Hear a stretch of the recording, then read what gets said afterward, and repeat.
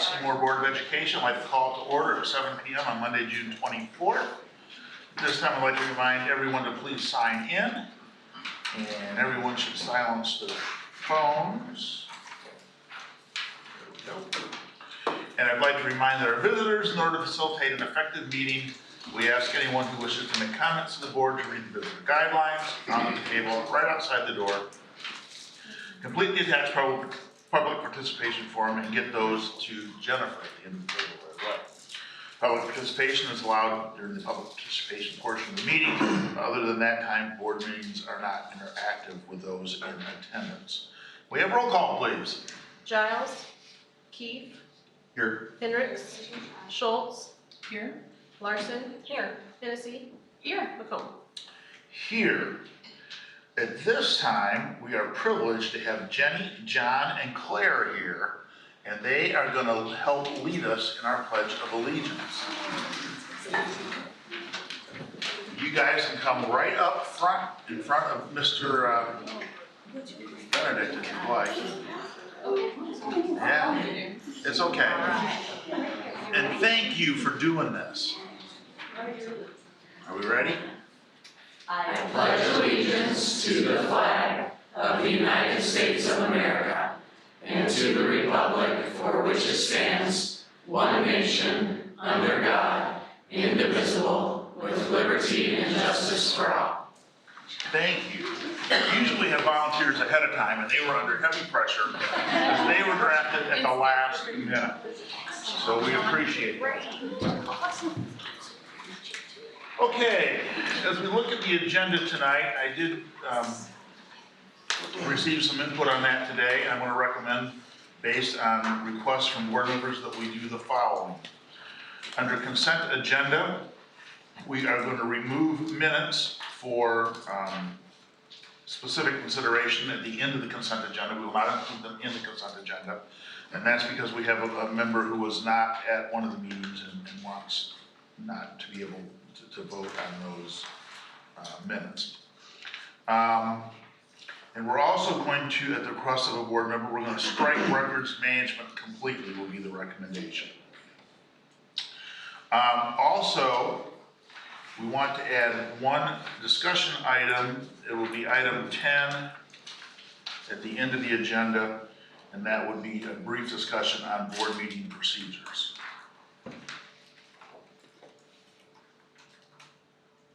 Was asked that we do that.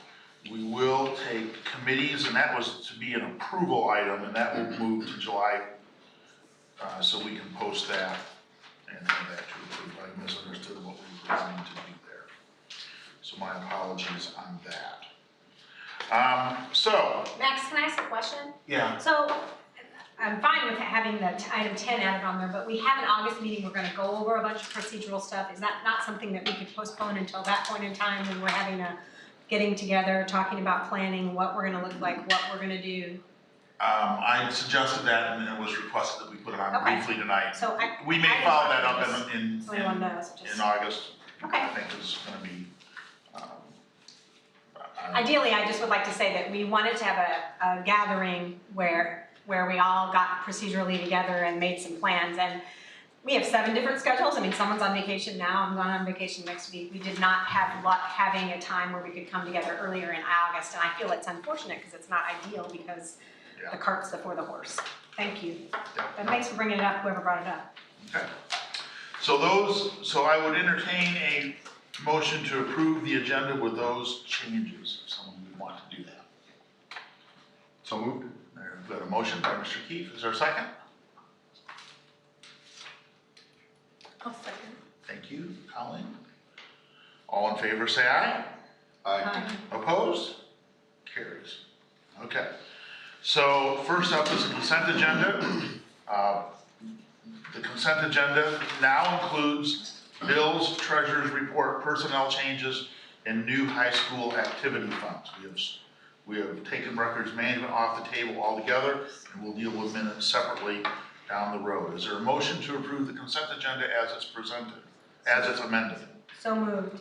That's Lori. Is there a second? I'll second. Thank you, Colin, or Megan. Is there discussion on the consent agenda? There a list of bills in the board packet? I didn't find I any haven't bills. seen any bills. Oh, okay, I'm not the only one. Sorry, I was able to review this late last night. I don't think we're gonna be approving anything then. Do we know? I'm looking.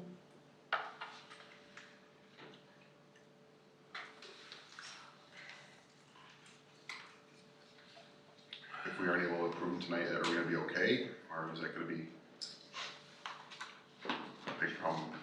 It's gonna be a problem. I don't know how big of a problem it's gonna be a problem. That's the bill, the printed version.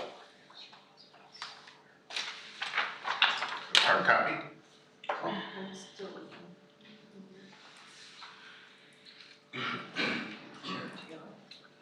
Why don't we,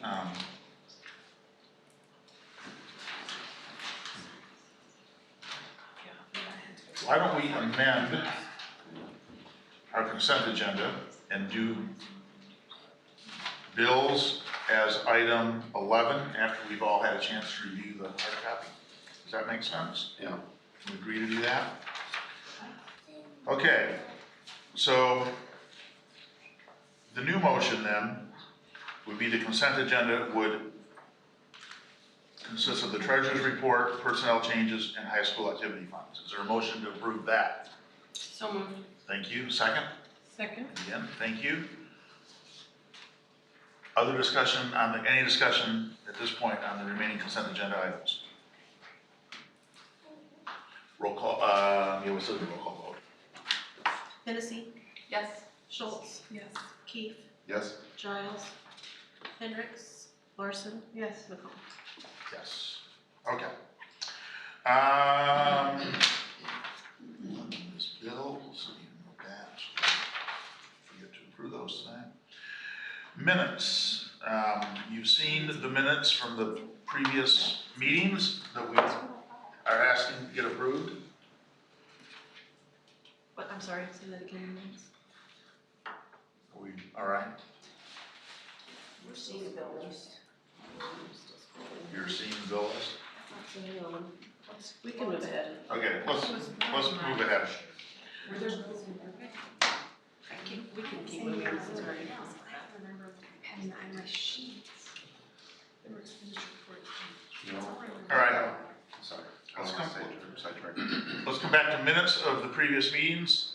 That's a standalone item now at the end of the consent agenda. Is there a motion to approve the minutes as presented? So moved. Thank you. Is there a second? I'll second. Okay.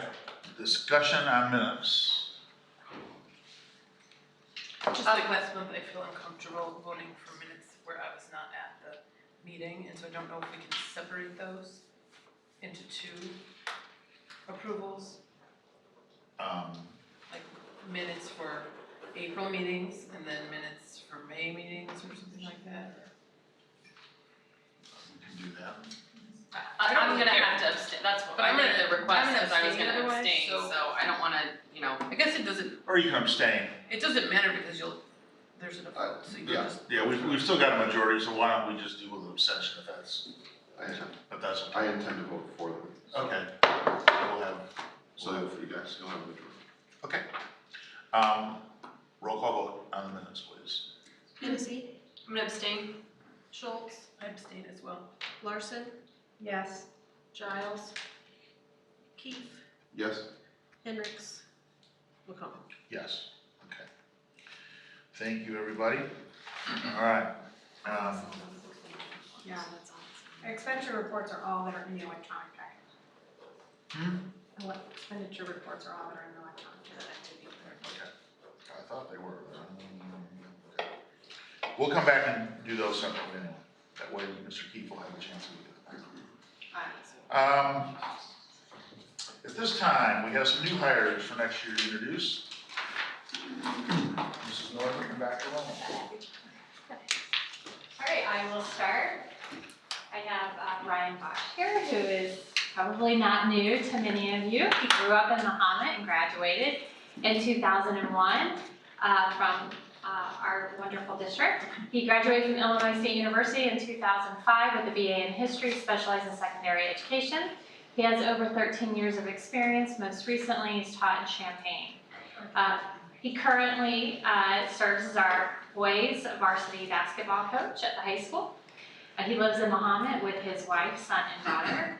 When he's not in the gym supporting our programs, he enjoys spending time with his family, reading, and staying active in his church. He's excited to be joining our school district as a teacher and is looking forward to working with our students in the fall. So welcome, Ryan.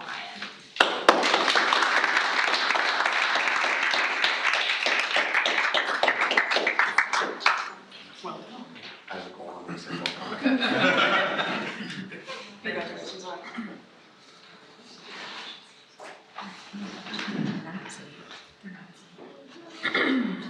I have the pleasure of introducing Abby Cockerham. Abby is a former student here. After attending kindergarten through high school in the Mahomet Seymour School District and graduating in 2014, she spent the next 4 years at Illinois State University pursuing her bachelor's degree in special education.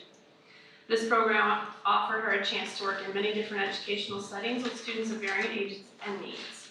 After graduating, she moved to Nashville, Tennessee, and spent her first year teaching in Englewood Elementary School in the Metro Nashville Public School District.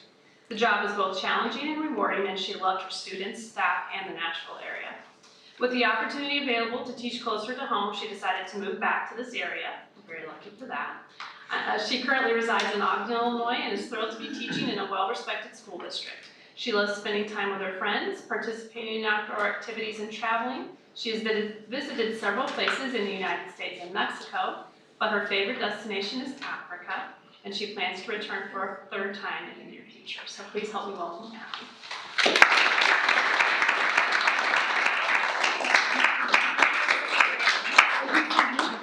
Well, no one gets you said. Okay.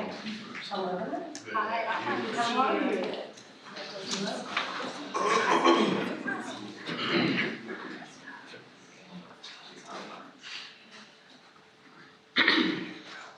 Okay.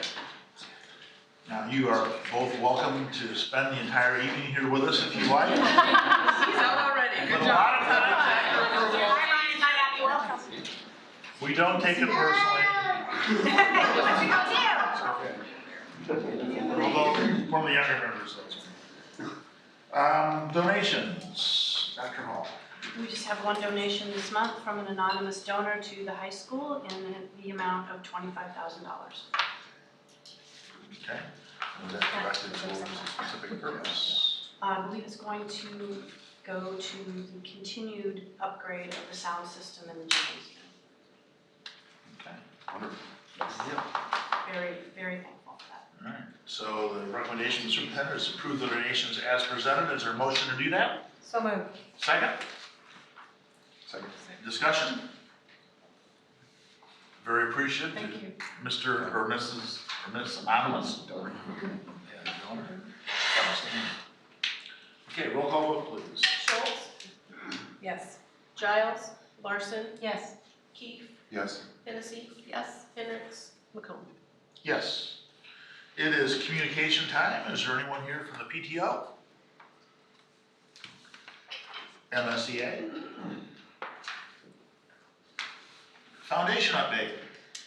Just, they're going to do the dueling pianos for the fundraiser.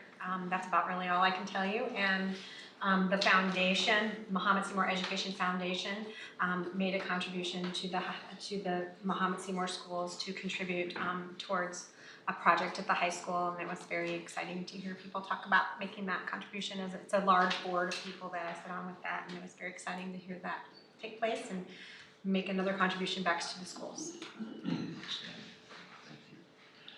Visitors. What do we have? No, nothing for visitors. Okay. Board members. Megan, anything? Oh, I've talked to about 3 or 4 or 5 parents since the last meeting who just shared their interest in the board meetings and wanting to attend, and also looking up the meetings online and trying to find the videos. So I'll save the rest of my comment for agenda item number 10. But I just think it's nice to see the community really taking an active effort to be informed and to watch what we're doing. And so I just want to make sure that we're holding up our end of the bargain in terms of taping and having things put up in places that they can find. And I'll just curtail the rest of what I have to say for item 10. Okay. Lori? I'm excited about our new hires. We can continue to attract good people to our district, which is, I work in another district, and attracting good people and the right people is difficult, so I'm excited for all of that going on. And I sent myself a text. Congratulations to the administration for creating such savings for the insurance costs. If you look in the packet, I thought that was a really positive thing to look at. I want our community to know that there are cost savings coming forward, which benefits all of us. Thank you.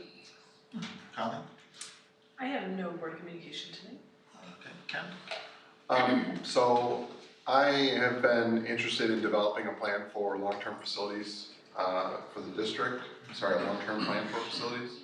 I've spoken with Max, and as far as we know, there's no current plan for that. There's no written plan for that. If anyone is aware of a plan like that, we'd like to review that before we begin that process. But I want us to make sure that we are aware that there's nothing been decided yet about what buildings are changing and when those are happening. That's still a task for the board to discuss and that's it for me. Thank you. Yep. I guess to follow what Ken said, we completed a 5-year plan about a year ago. The last part was the addition on this building. And we've been excited to work with the community and put together the next phase and the next plan. And we've got community engagement on the calendar for the fall. And we've got some idea what we think that might look like, but we're still working on that. And we're looking forward really to there'll be a facilities part of the plan. There'll be other parts of the plan too. There'll be academic parts of the plan, financial parts of the plan clearly, because we have to fund whatever we do academically or with facilities, and it'll be a comprehensive 5-year plan. So we're looking forward to engaging in that project.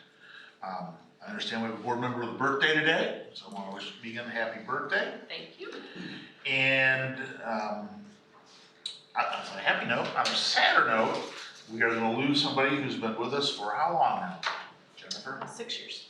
6 years, and is this your last board meeting? It's the last one. This is it. And Dawn is here tonight doing the quick study and the understudy work, but we appreciate Jennifer and all she's done for us for the last several years, and wish her luck as she launches into new ventures and new endeavors. So, thank you. I'd like to give her a round of applause, everyone.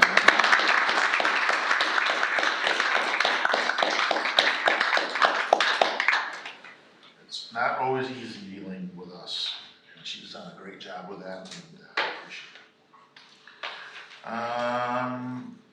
it. Financial update from Trent was included in your board packet. Trent is on vacation and not here. Are there any questions or comments on the financial piece that we could try to answer or address in Trent's absence? Do we know, and I can take it up with Trent if you guys are not sure, do we know why we're so far over in capital projects and life safety on our budget? As far as spent? Yeah, it looks like we're 52% over on life safety. I would want him to address that. That's fine. And give the accurate answer. Okay, I will say that typically that sometimes there's differences in what years things are budgeted in and what years things fall in, particularly when we're in a building project. okay, But I second the thought that that's a fine. good technical question to make sure. Understandable. I would not be surprised if that's part of the answer, but I can't tell you that for sure. I have a question. Is this and Dr. Hall and Max, we had a special meeting where we voted to approve the tax process. Is this a good time to inform the public of where we are with that? Sure, yeah. So would you mind doing that? Yeah, Okay. thanks for bringing that up. Yeah. We are not going to need to issue tax anticipation warrants, so that's great news. Appreciate the board coming together and passing the parameters resolution, just kind of a in case safety net, but it turned out to be okay. We got a little bit of a disbursement from the treasurer's office earlier in the month, and we expect a big chunk of money this Friday, but Turns out we'll be okay. We got through the June 15th payroll and bills, and that's kind of where we needed to get to, but we needed to pass that resolution ahead of that, so. So we had to meet as the board to process in case we needed to borrow money because the tax bills were out so late, we weren't getting the money. But we're making some progress, so I wanted you to be aware of that so that you know that we're moving along on that. Thank you, Yeah. Dr. Hall. Evidently, the county went ahead and summed us some up. That was good. Next up, superintendent report, Dr. Hall. Thank you. I just wanted to take the time to congratulate our high school boys track and field team for their third place finish in the state track and field meet. We had some state champions once again, and they're all on vacation, so Coach LaFont, good, which is good, and understandable. So we will honor them at a later date, probably in August, but just wanted to mention that. I also want to thank Jennifer for her service to our school district. We'll be having a celebration of her service in our office in a couple of weeks. And the remainder of my report, I think maybe is best saved also for item 10 on the agenda as well, kind of all related, so. Revisit that, so thank you. All right. Comments or questions for Dr. Hall? Dr. Hall, has there been any FOIA requests since the last meeting? Can you speak to those? I received one today, but it's not been filled. I received one on Friday, so I'm speaking of memory here, and it wasn't really a FOIA request, so it was Okay, filled in a different way. okay. And off the top of my head, I have to say there could have been, I just can't think of them right now. I don't think so, though. Okay. Other questions or comments for Dr. Hall? Let me, as long as we're on that, do you want that to be a standing item on the board agenda? Yeah, I would like to hear that. I would just like to hear what the request was and how it was resolved.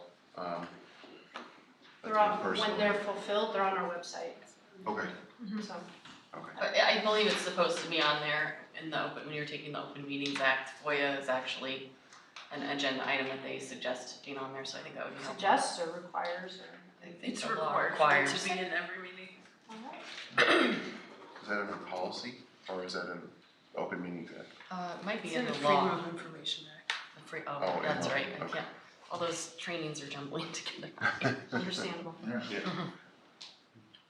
That would be good to have that update every month. Anything for Dr. Hall? All right, next we're into regular business, item number 1. Dr. Hall, Thank you. approval of our new high school assistant principal. Pleased to introduce Mr. Pat Bailey. Want to come up? Sure. We're not gonna let you stand in the back row. We're hiring tonight, or you're gonna vote on hiring Mr. Bailey as the new assistant principal at Mahomet Seymour High School. He's been in our school district at the high school as a special education teacher for the past 3 years. Prior to that, was at Urbana Middle School, and prior to that, at the Gerber School at Cunningham Children's Home. So brings with us a wealth of experience, has exemplified himself as a teacher leader in our district, and what really stood out in the interviews. So his wife Jenny is here with half of their brood. There's some twins at home, I believe. We appreciate you letting us borrow your family. Thanks for putting up. So They're wonderful. congratulations. Thank you.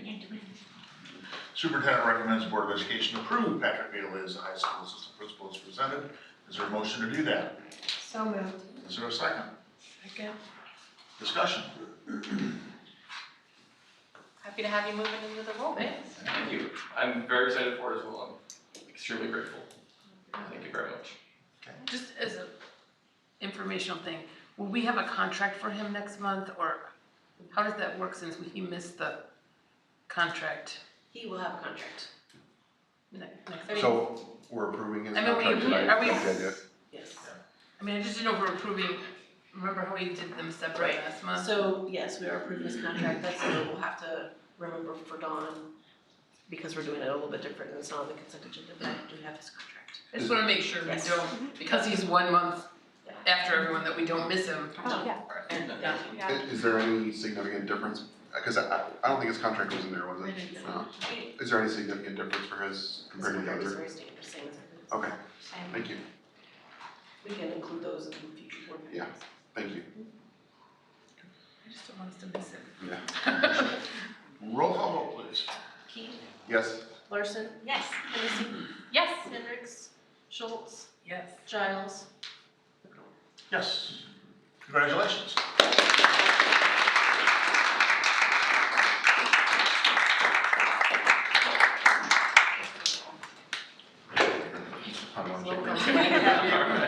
Thank you very much. Don't shake the I'm not pie sure if I'm again. sitting next to you. I'm not gonna take your hand. I'm not sure.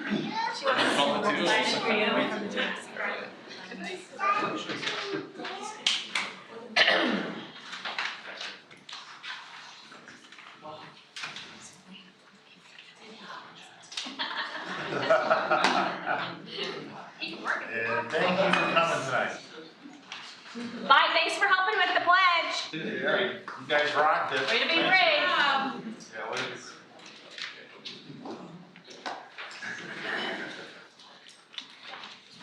Okay, item 2, general liability workman's compensation bid. Dr. Hall. Thank you. Well, I'm pleased tonight to have Mr. Steve Boucher here from Boucher Human Resources. He's going to provide an overview of the process and the outcome of the bids that we went out for our property and general liability and workers' compensation. I'm pleased to announce also some pretty significant cost savings with that. One thing I do want to call your attention to, just a minor change since we put the board packet out. But since we have potentially some pending litigation that has occurred with the district since we went out for bid, we felt and Boucher felt that it was the best thing to do to let all of the bidders know of this since those conditions had changed since they went out for the original bid. And so in your folders you have a hard copy of some very minor changes. It did not affect the overall outcome of the bid. The same bidders still remained the lowest bid. There was only one company that changed their quote as a result of that. Everything else remained the same, but just wanted to make everybody aware that we did do that. Boucher HR took care of that for us, and so with that, Steve, come up and I'll stand at the podium. I can do that. Thank you. Thank you. Good Welcome. evening. All right, we have a lot of information in here. I'm not going to walk you through line by line details unless you have questions about specific things. I give you the highlights and kind of address a couple things and then open to questions a little bit towards the end. So first off, general market right now, everywhere on commercial is trending up. Yours is exactly the opposite of that, which is a very good thing. And so somewhere along the line, you're going to say, well, why? I'll kind of highlight those now. One is your risk has been improved, and generally risk in the commercial insurance side of the world is all related to losses. So when your losses are trending downward, that's a positive sign. Another thing to note, and you kind of highlighted a little bit of those things, is you've spent quite a few years now upgrading your facilities and improvements as well. And that always plays in when you have newer items instead of older buildings. The insurance companies tend to like that, okay? So that's playing in with your loss history, and the new facilities really helps as a part of the equation. So we had 10 that asked for bidding with you, which is a lot. That's a good sign. 8 of them actually presented. I'm sorry. So that's more than usual, I believe. More than normal, yes. Usually about 3 to 5 is traditionally what's there. So that's a good sign, and everybody was interested in your business. You're going to see on the summary spreadsheet that you have, kind of highlight to the very far column on the right, as you're looking at that, is the proposal that Trent and Mrs. Hall have recommended. And you're going to see that's about a 40% savings over what your current is, or about $122,917 in total. So that's a very good sign. There in general was all but one that actually was lower than your existing. And so you had a spread of anywhere from 28,000 on the low in savings up to the high of 122. And so what that generally tells us is that everybody bid you very competitively because all of them were encouraged or interested in your risk itself. So that's a very positive sign overall. So in that you have Arthur J. Gallagher, which is the agency. EMC is the insurance carrier on everything on the commercial side except for the workers' comp, which is with State National. And then finally you have ACE for the pollution, broker's risk for treasurer's bond, and the catastrophic insurance with US Fire and Insurance. Total is $178,615 in total for the year. And so that's a significant drop from your current of $301,532. All of your property values were raised 3% for inflationary factors, so that's already priced into the equation.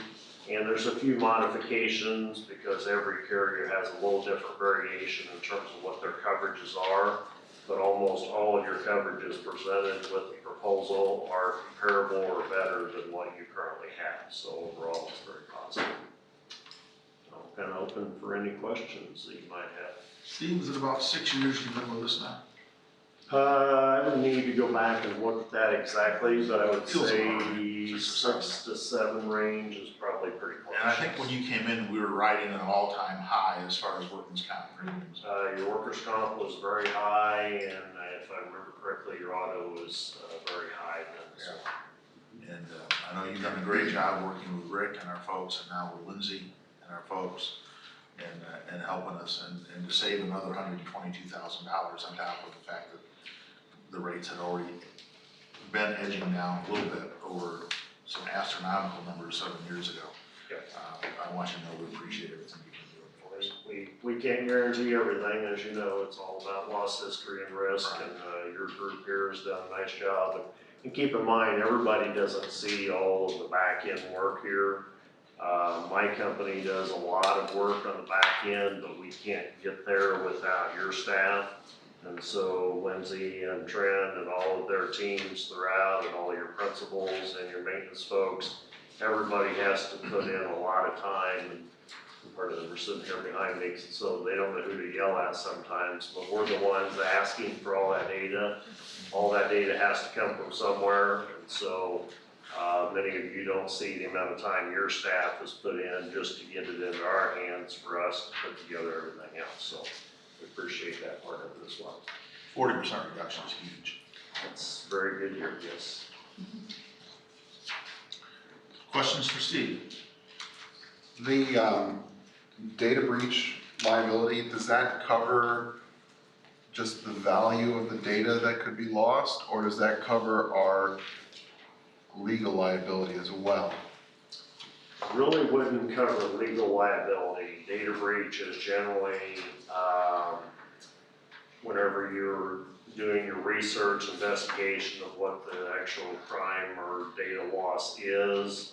It's generally preparation for materials, presentation of the challenge of what happened. Your liability side is more into your general liability, your school board legal liability, rather than in that specific category. So those would cover, like, if there was a data breach and student data was lost, that would cover. If someone were to pursue action against you for loss, then yes, that's on your liability side is what's going to protect that.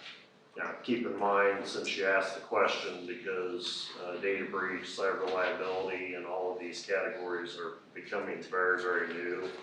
They're being sold into the market, they're there, but there's not really a lot of claims and court cases determining that yet. And so I gotta be a little cautious in how I say what's covered and what's not, because we really don't know. And a simplistic example of that, and we have a lot of these that are coming up right now, we're gonna see this happen for the next 5 to 10 years at least. The question becomes is who caused it? And so was it the software company you have? Was it your financial institution that their door was open and didn't get closed in time, or was it a theft, or was it actually someone externally coming in, or was it somebody? And so it's a real challenge over the next few years in the court cases as to what was the actual cause that determined or created the loss. So, very good question. So are legal liabilities that would fall under the total liability premium? But you have general liability, and I don't know what page that you're working on or working from, but if you're working back the details, you have overall liability for the property itself, you have general liability, then you have school board legal liability, and then you have umbrella coverage, which is a layer above each of those underlying areas. Then you're gonna have auto, and you're gonna have work comp. Those are your main categories that are gonna be covered under the liability. Okay. And the overall building limit, it just says included. What is our? Your building limit for the policy year coming up would be $111,415,421. And that's for all of your buildings combined. Okay.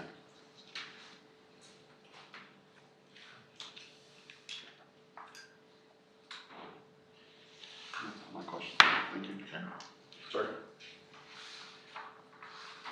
Superintendent recommends Board of Education approve property casualty and workman's comp bids as presented. Is there a motion to do that? So moved. Is there a second? Second. Further discussion? Or questions? Or comments? I would just like to say I take it as a testament to the leadership of our administration and Dr. Hall to see how our risk has gone down over the years. I think it's a really positive thing, and I really appreciate it. Sure, and I thanks for the kind comments, but honestly, it was started way before I got here, so appreciate that, but want to give credit where credit's due. 40% is huge. I know, It that's is. huge. I mean, 40% is really Yeah. huge, so that's. We were turning off the charts back in We the got day. workers' comp. At least with the workman's comp. Go in the right direction. And the nice thing about that is not only do we have lower rates, we have a safer work environment. Yes.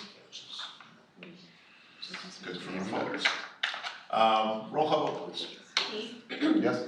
Giles, Hendricks, Schultz, Yes. Larson, Yes. Hennessy. Yes. Yes. And it passes. Steve, thanks for Thank being you, here tonight. Thank you. Thanks, Steve. Risk management plan, Dr. Hall. All right, enclosed in your packet is our annual risk management plan.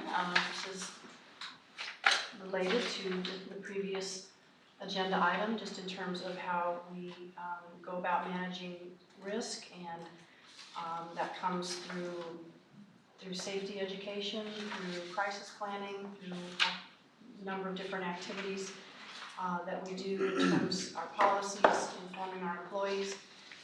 Then it also, the risk management plan also details how some of our expenditures go in the tort fund as well. So this is an annual plan report that Trent compiles and puts together. Really hasn't changed over last year, so just recommending approval of this tonight.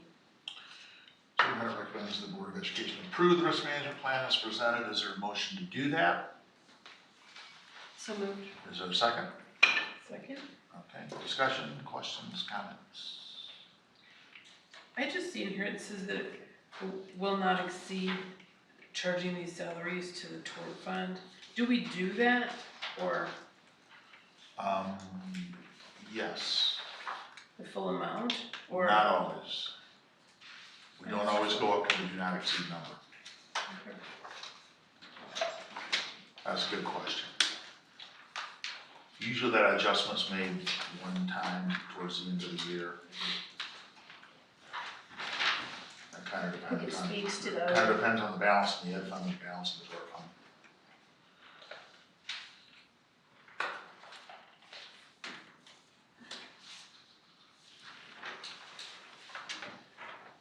Other questions?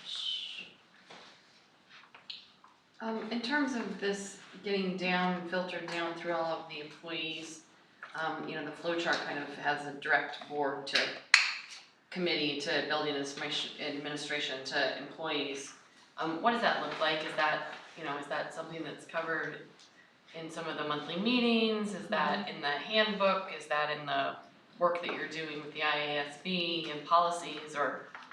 All of the above, trainings, specific trainings, safety trainings, the drills that we do, policies that are covered, educating our employees on what those policies look like, so, meetings, emails, those types of communications.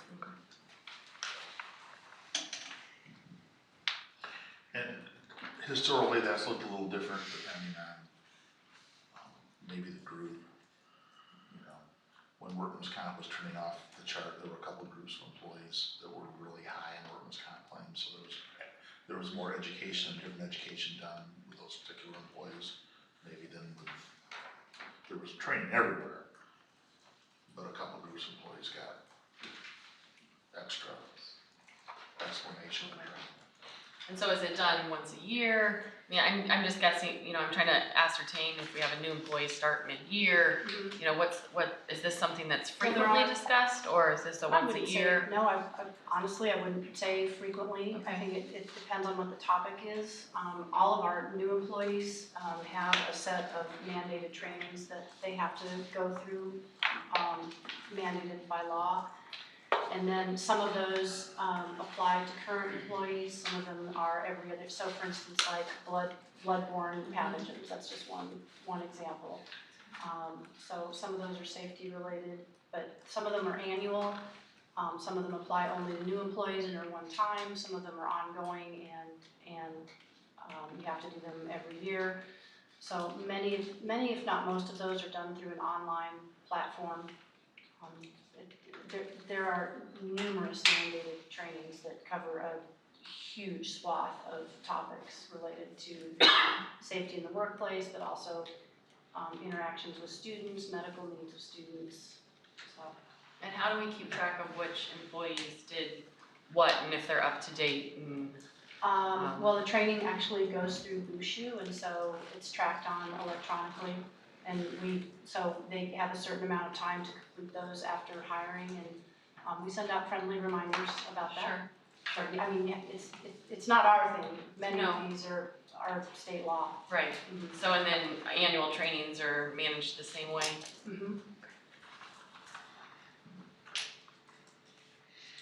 Other questions? Roll call vote, please. Larson, Yes. Hendricks, Giles, Hennessy, Yes. Keith, Yes. Schultz, Yes. McComb. Yes. Item 4 is interest transfer resolution. Another annual item, Dr. Hall. Another annual item where we transfer interest. This resolution allows for all interest earned for the fiscal year ending June 30th, 2019 in the debt service fund and the working cash fund to be transferred to the ed fund as outlined in our adopted FY19 budget. The debt service and working cash fund have earned $9,870 and $66,973 through May 31st. So that interest being transferred into the ed fund, and we need a resolution to do that. That's done this on an annual basis. So we're going to recommend the board that approve the interest transfer as presented. Is there a motion to do that? So moved. Is there a second?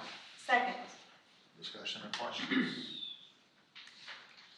So is there, since this is an annual thing, do you have things that you traditionally spend this money on once it's moved into this account, or it just goes to the next item on the list? Is it's used for just? It pretty much goes in the big pool of money that It's is. not earmarked. It just goes into the ed fund, adds to the fund. Okay.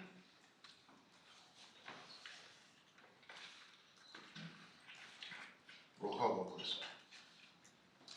Hennessy, Yes. Schultz, Yes. Keith, Yes. Giles, Larson, Yes. Hendricks, McComb. Yes. Item 5, press update 100. Dr. Hall. Okay, the board policy committee met last Wednesday, and that's Mrs. Hennessy and Mrs. Larson. And we went over the update from Press 100, and so the purpose tonight, or the purpose of the board policy committee is to review those and ask questions, and then bring those to the board this evening. So tonight is the first reading of these policy changes. And so I'm just gonna go over those in the order that they're in your board packet. Happy to answer any questions that you might have about those, although 4 of you were in the meeting, so but feel free to discuss and answer or ask any questions that you might have. I am gonna start with the updated policy 7:270, administering medicines to students. And one of the parts of this policy that we need to update is to acknowledge or to put in our policy that we have a school district supply of undesignated epinephrine injectors, which are EpiPens. We do have those. They're located in, for instance, in Middletown Prairie. They're in the cafeteria. We have trained employees who can administer those, but we've got to have in our policy that reflects that we do have those. The part of the policy that we are not adopting, it's kind of in, should be a bright green in your packet. We do not yet have, and we are looking into maintaining an undesignated supply of asthma medication. In talking with our school nurse, they are still working on single dose inhalers. So it's literally not available yet to have, so we don't need to adopt that part of the policy yet.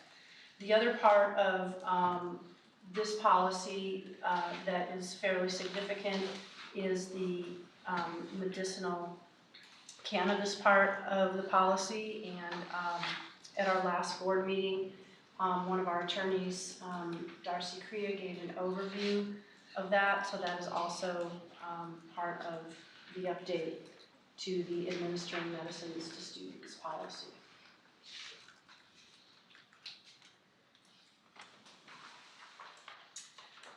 Then moving on to the spreadsheet that's found in your packet, we have a number of other changes which are fairly minor, and I'll just go through those.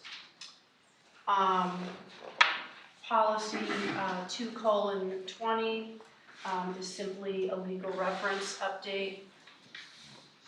Policy 4:100, also legal reference change.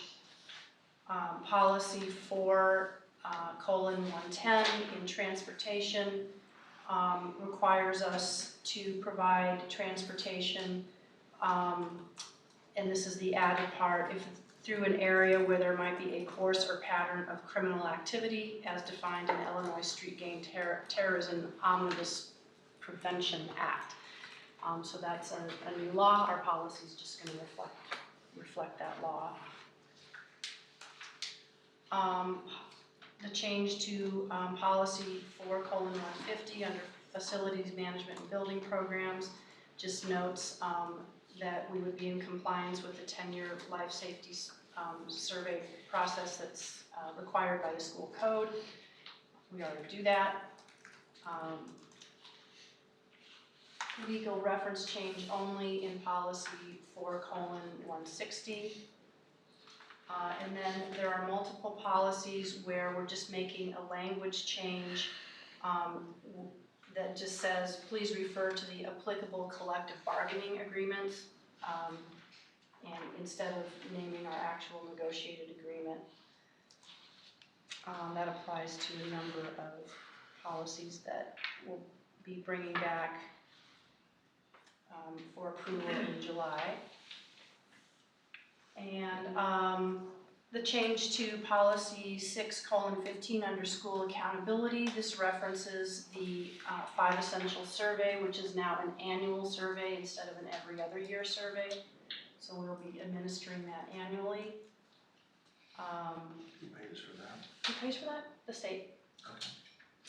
Dr. Hall, that's done February, January?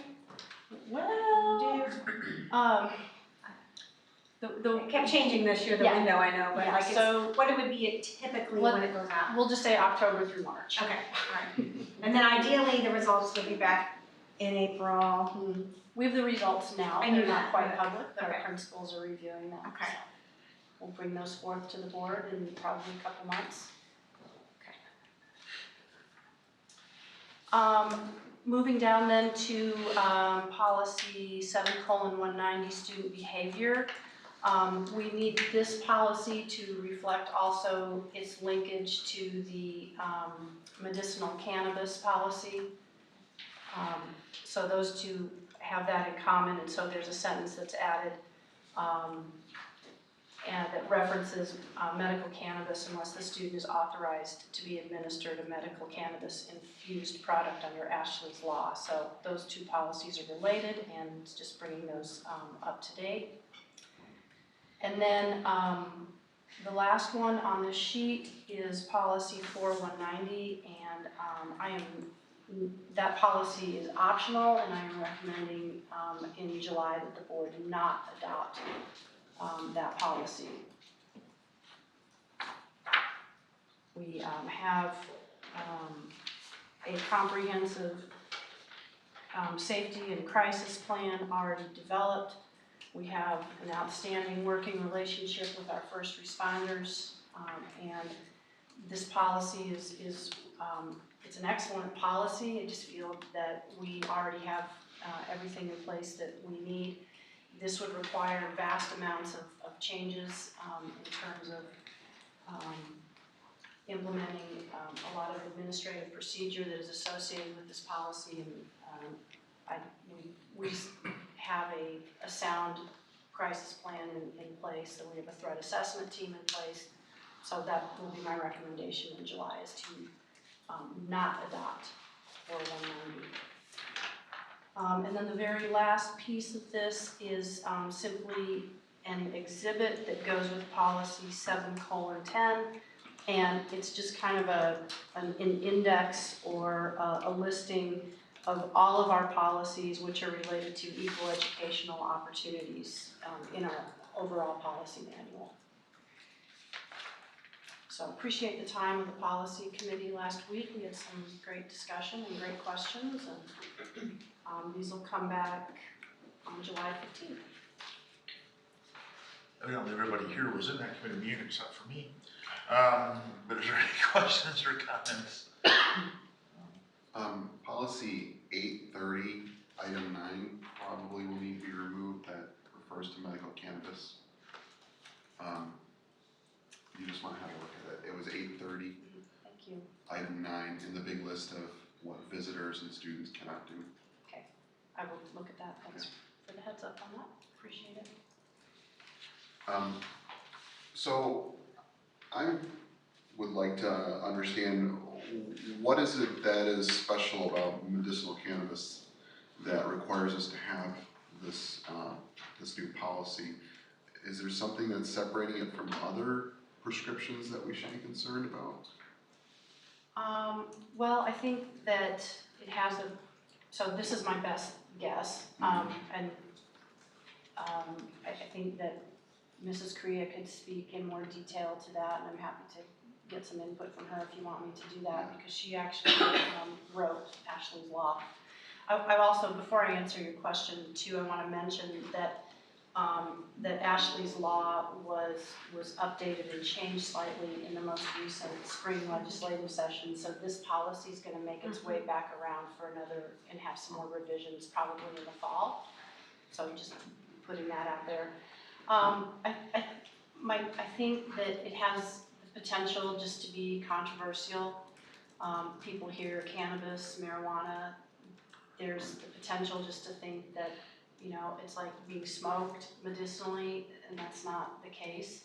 So this policy just really solidifies the procedure for how it should be administered and that it has to come with a prescription. And I think this layers on to the fact that on January 1st, you know, marijuana will be legalized in the state of Illinois, and so that just creates more of, I think there's potential for misunderstanding.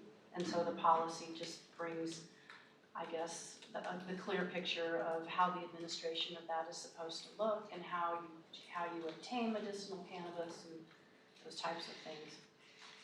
So I think it's gonna be different than other prescriptions for a while because it's, frankly, it started off as a recreational illegal drug, so. And the age of usage moved in and a- stuff, so. Yeah, certainly the age is. And I think at the policy committee, we talked about a decision point for the board regarding whether non-parent or non-guardians. Yes, so my recommendation when you vote on this in July is that it only be parents or guardians who can come in and administer it. And then and I would say, let's revisit that when we get the changes to the policy, probably in the fall. I think this is a good starting point, and if we see the need and concern is there to broaden who can be a medicinal cannabis caregiver, then the board can certainly do that. But I would say at this point, we just move ahead with having it be the parent. So I'm inclined to allow one of the registered caregivers, because they have to register with the state, I believe. But I think that's a smart choice to start here, and we can revisit it. I'm okay with it. Okay. I made the point about the caregiver language, and I don't want the thread lost that oftentimes medical cannabis is used for seizure disorders and things like that, and sometimes can be time dependent. So I don't want to narrow our policies so much that if a parent were at work and could not leave for one reason or another, that we don't have a backup in place. So I just don't want language that's so restrictive that we're putting someone at risk. If we expect them to follow the same procedures that we do for picking up a child, I mean, we have a whole set of procedures and policies in place already for signing off, giving permission for somebody to pick up your kid. And I would like to keep this on the front burner because I don't want a policy that narrows this so much that we've thought ourselves into a problem that we didn't need. I agree with your point. Makes sense.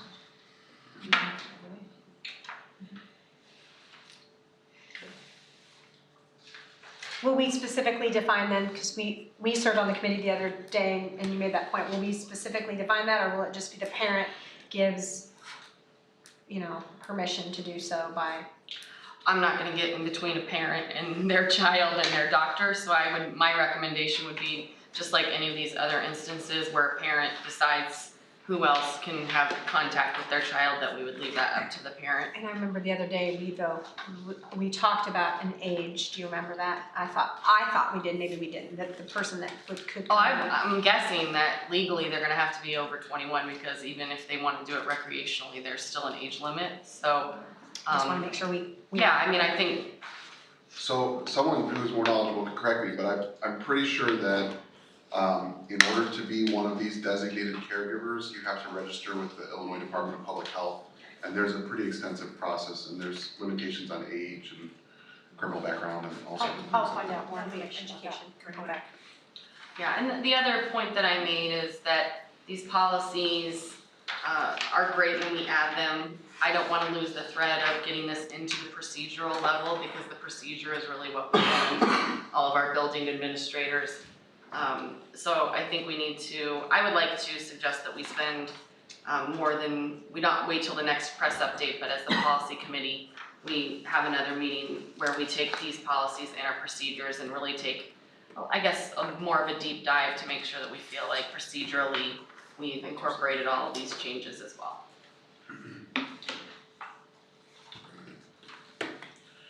Any other comments on the press update? That'll come to us next month for official budget. Okay. Also in the policy genre, item number 6 is a proposed board policy by Mr. Keefe. Can we take a minute? Sure, you go ahead. I'm outside on the neighborhood.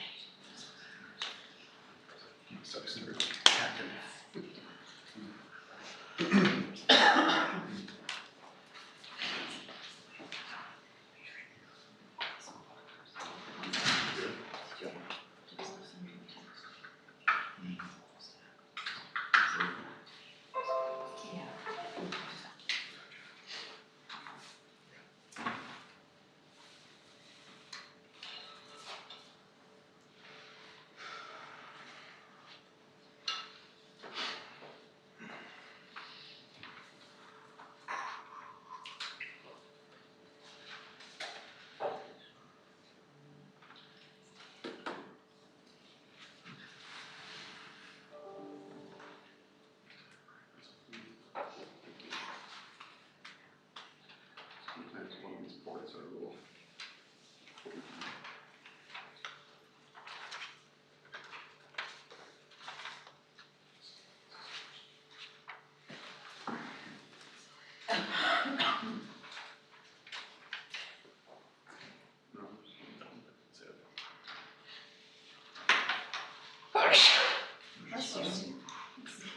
Thank you, bless you.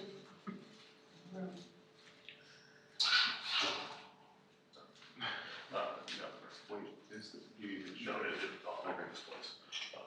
You got a presentation. You know, no, it's, I got a couple of things. Let me try that other adapter. Yeah, she's much shorter.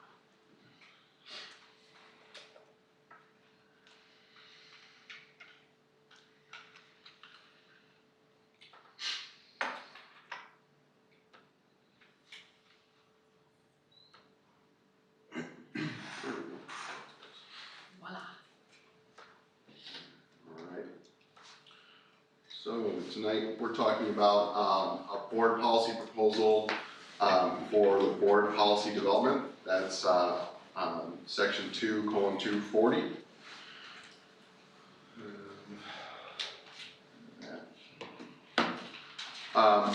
And just to start, our basis for developing policies independently like this is found in both the Illinois School Code, talks about how we can set the necessary rules for management and government of the district, and also in our board policy 220, our second major power is formulating and adopting board policies at our sole discretion.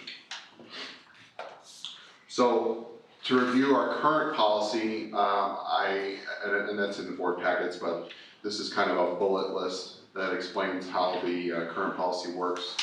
Policy development, in terms of policy development, suggestions from staff must flow through the superintendent before that suggestion makes it to the board.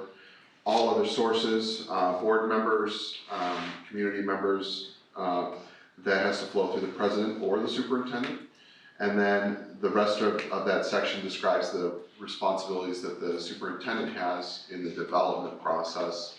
It talks about things like checking with other stakeholders and building administrators to understand how new policy will affect those folks, and helping draft up into appropriate language for our policy.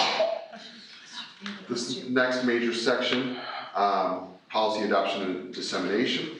The policy changes must take place over the course of 2 meetings unless one of 3 conditions occur.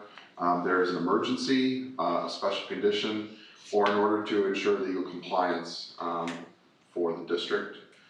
The policies must be available for public inspection, and there are terms for how that must be done and where that's located. The board policy must be reviewed and monitored regularly. That's built right into this 240. The superintendent implementation then describes how the board supports reasonable interpretations of any board policy, and the board will act to clarify any policy as needed if there's a disagreement in that implementation. It specifies that the superintendent has authority to act in the absence of policy. And then finally, there's a section that states that the board can temporarily suspend any board policy by a majority vote. So I'm proposing a new policy for this section, and I consider there to be two major changes, and then a handful of smaller ones, and I'll go through those. And if we want to stop and discuss at any time, by all means. So in terms of the policy development path, this is one of the major changes in the proposed policy. Instead of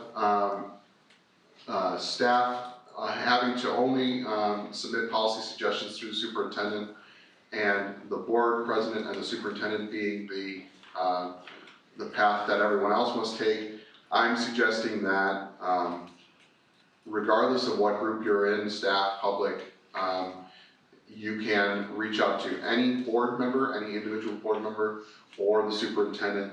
And so Mrs. Hennessy made a great analogy in the policy meeting that this is essentially expanding the funnel for policy suggestions. And it's not further limiting it in any way, it's just expanding it. The other major change is the creation and requiring the use of what I call the Uniform Policy Change Form. This is a document that actually you can see in action in the board packet for this new proposal. And it will provide us a uniform way of presenting policy changes for both the board's benefit and the public's benefit. It also has a section where its intent is for people to explicitly state why it is this policy change is taking place. And it will also allow us to create a record over time of policy changes, which will be beneficial as we further develop policies. It will be good to be able to look back and see, why did we add this language here? Oh, there was an incident, or there was a change in law. So you can see what the list of the fields are in this form, but essentially those are that's the big purpose, those three items there. So now what I would consider more minor changes, like I mentioned when I was describing the existing policy, we are able to change policy at the same meeting it's presented under three conditions. There's an emergency or special condition, or there's, we're trying to adhere to the law. I'm suggesting that we change it to only allow for legal compliance to be an automatic immediate adoption. And then in order for us to change policy immediately in an emergency or special condition, I'm suggesting that we have a unanimous vote of every board member present at the meeting.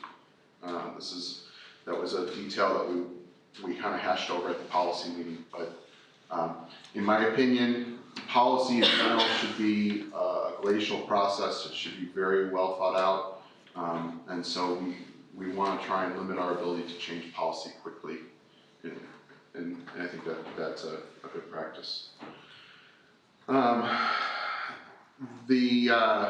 There's language in the proposed policy that says that any proposed policy submitted with a UPCF at least 1 week prior will be included in the meeting, and that these forms will be included in the public board packet so that the public has the opportunity to clearly see what the policy changes and the purpose of it.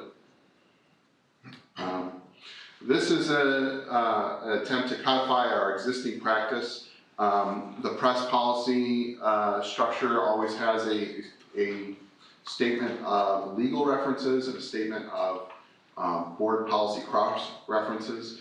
This will actually add text that says that these sections are required in every future policy. We don't have to go back and redraft everything just now, but as we adopt new policy, these are two new sections that will be required, and it also says that there should be a little statement about what the reference is, what it's in reference to. Policy suspension.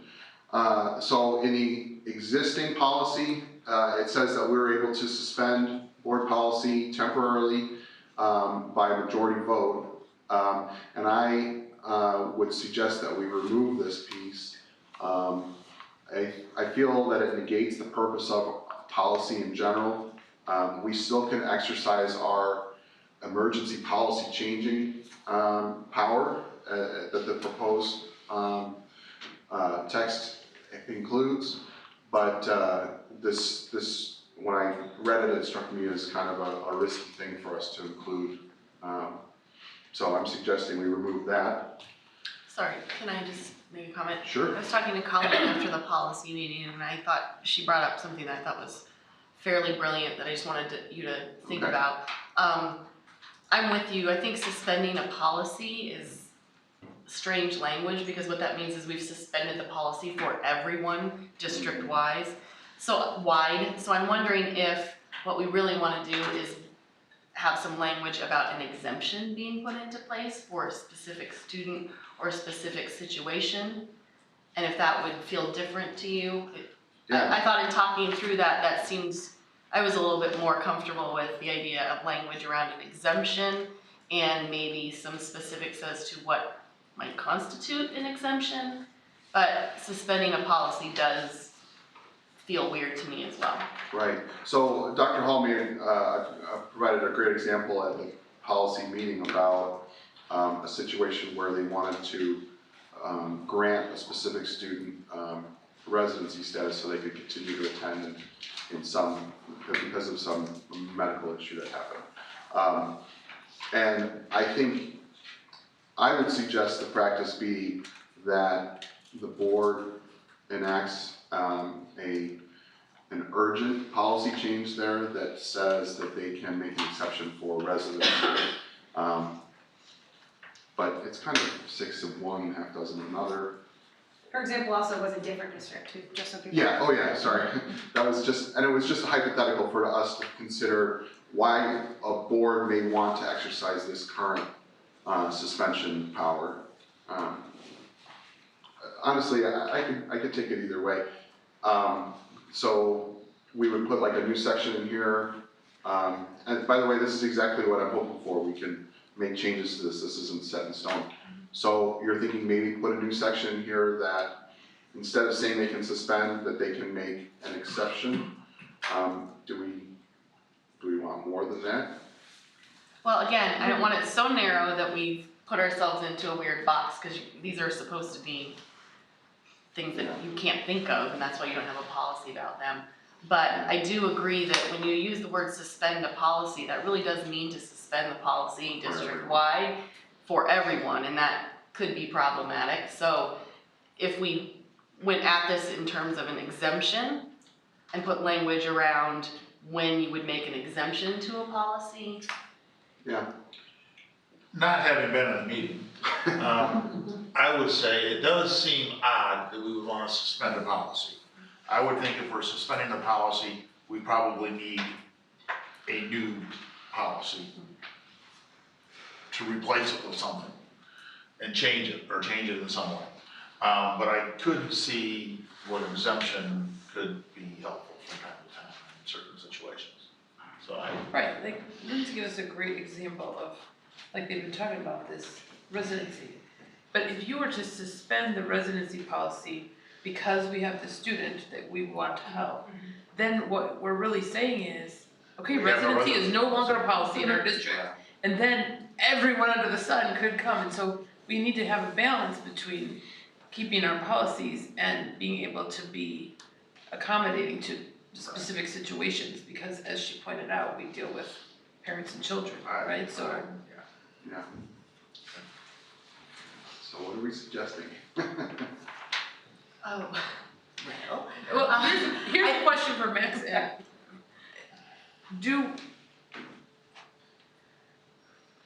If we want to make an exception to policy, has that ever happened in our district, and how have we handled it?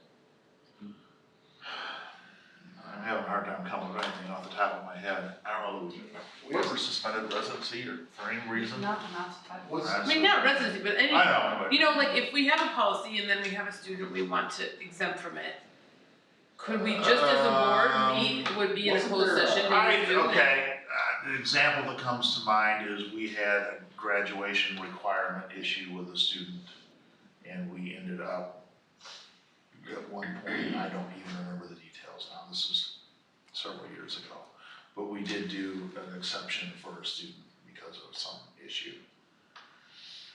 Yeah, I So think it's We can that, look possible to back make at an minutes exception long enough to without it find being written into this rule, is what I'm saying. yeah, And then, and at the time, it was presented to the board as basically as an exception. So, So that would indicate that you don't have to put anything in here, that we just Special understand circumstances. the board To be will considered. deal with the exceptions when they come up. It's not a policy issue, right? It's yeah. a specific student issue, and so that would, Well, so I guess back to Ken's point, do we want language in there about suspending policy in general? Given that that really would be suspending it I would district think if we wide. were ever suspending a policy, it'd be because we were replacing it with another policy. So, but we probably But wouldn't I could suspend see it, an we would- exception. So, to your point, you still wanna remove that language is what you're asking us to consider. Yeah, but I think that maybe, maybe having something about allowing an exception, on a case-by-case basis. I feel like we should, as a board, communicate in some way why that exception's being made. Well, Of yeah. course, protecting, the privacy rights of those involved, but, so let me work on that and come back to you.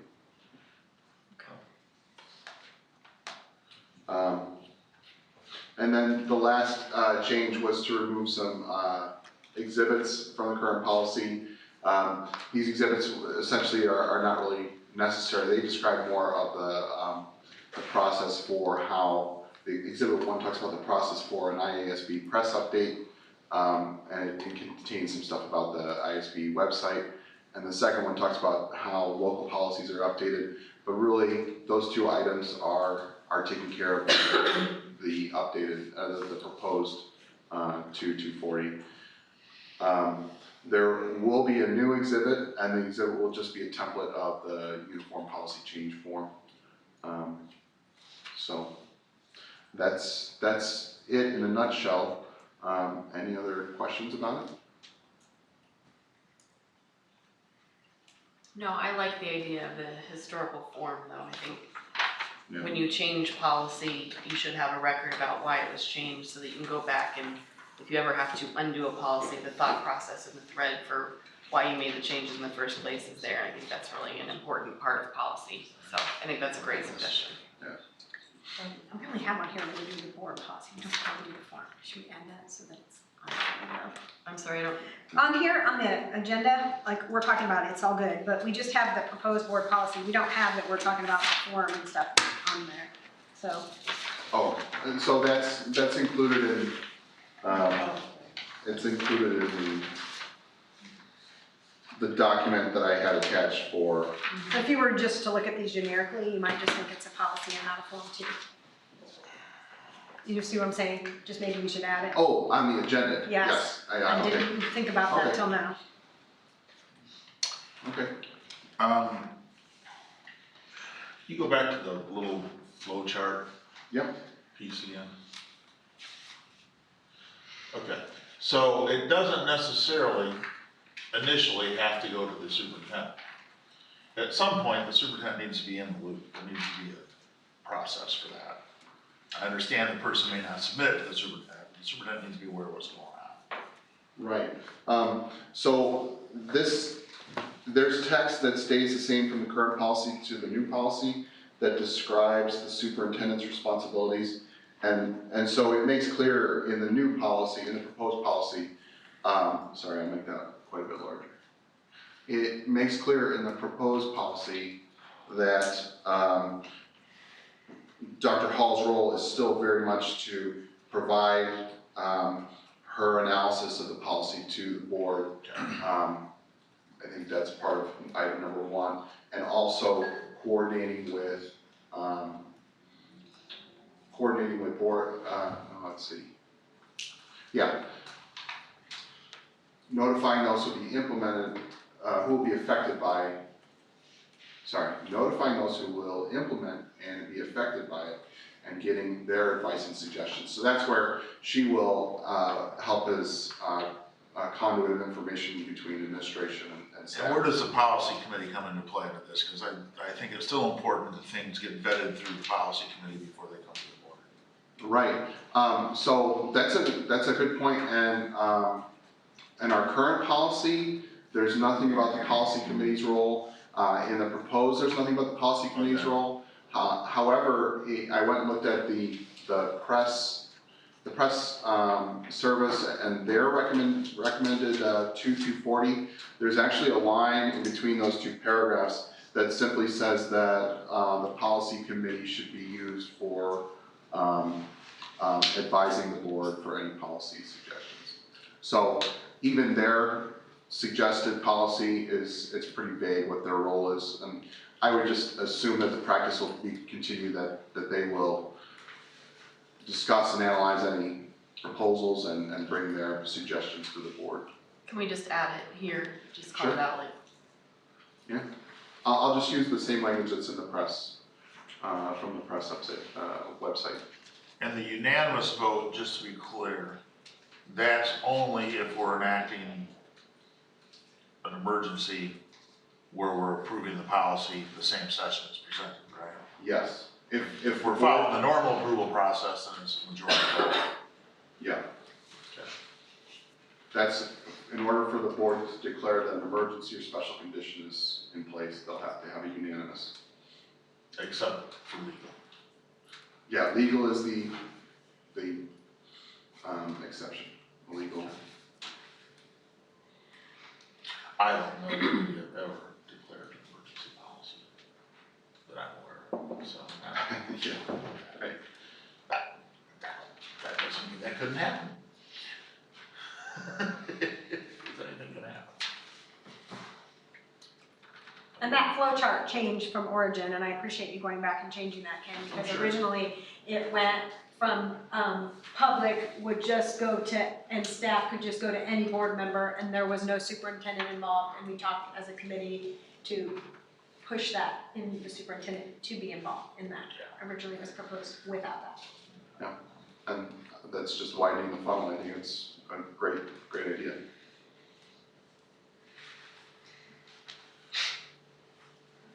Thanks for your work on this. Thank you very much. Thank you. By the way, all of those PowerPoints were done by Ken, and he had all of the little pretty things on there, and he did them all. He's very technologically savvy.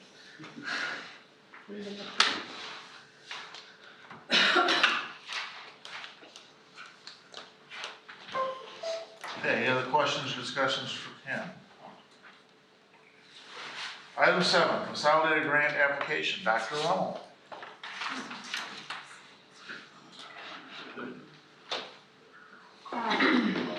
No, I don't. Thank you. So in the past, we've had title grants. Christine has the IDEA grants and other grants, and there's information specific to individual grants.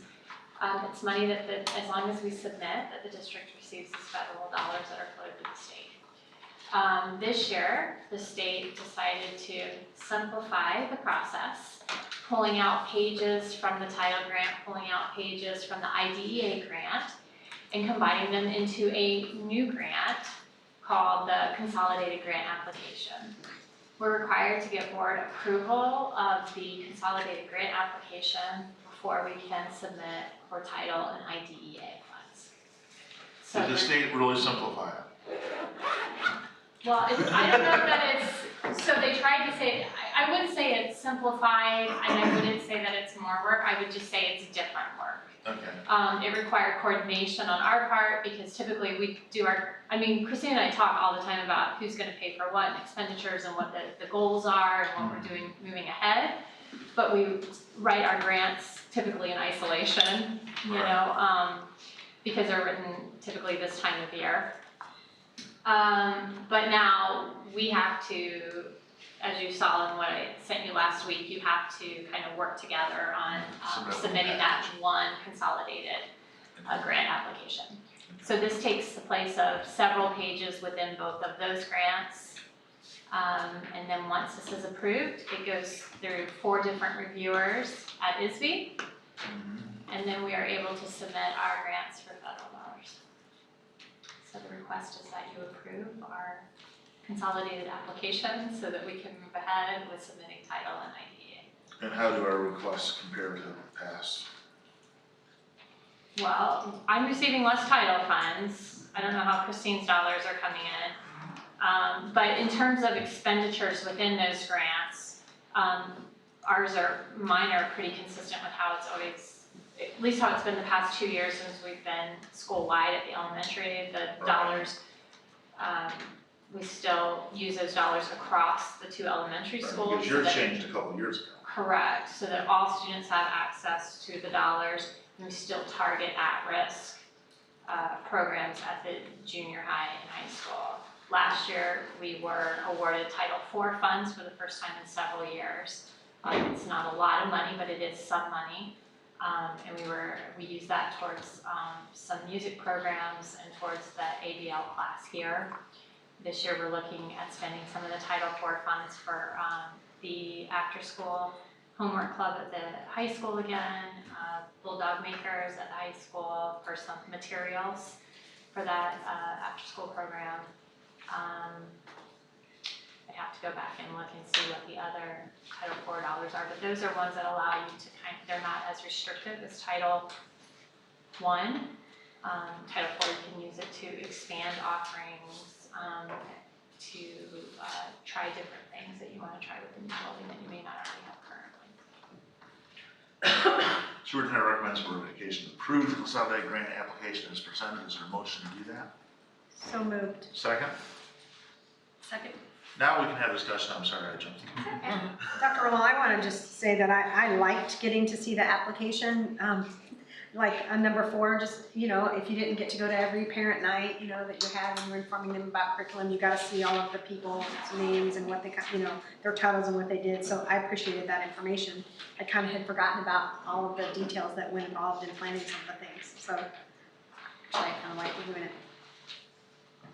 So what is the board's role here? Are we supposed to be validating the different statements that are included in this application, or are we just authorizing you to make this application, or?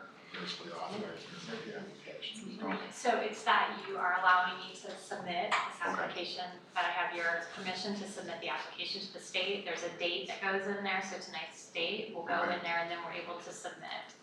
And then because that has been, you've given us permission based on the information, we're allowed to move forward and submit. It says that we are not just using title funds, we have a plan for how those title funds and IEDA funds are going to be used. That's good. Kind of anyway. Christine, do you have anything to add since you're consolidated together here now? No, it's very much what Nicole described. I don't know that it was more difficult work. It was just different work in terms of putting that all together.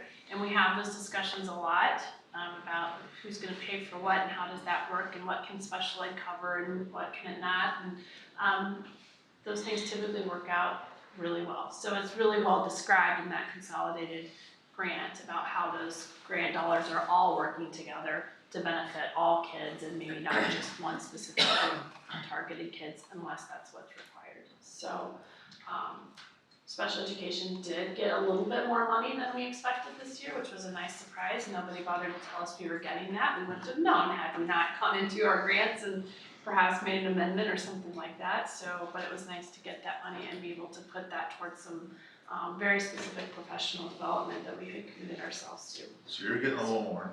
You're getting a little more. I got a little more last year. I don't know what next year's doing. So the reason we're getting less funding is because our free and reduced lunch rates are actually going down.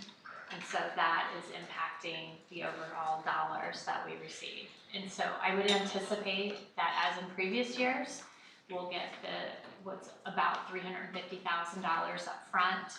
And then we'll get a little bit of carryover, not a lot, because we typically spend this year's title dollars on this year's students, but at the end, there's usually a couple $1,000s left that will roll over. We'll get that at one point. And then there'll be funds that are not, that either the state held back or that other districts did not accept. And so then those funds are distributed, so we usually get a little bit back at a second point throughout the year with those funds.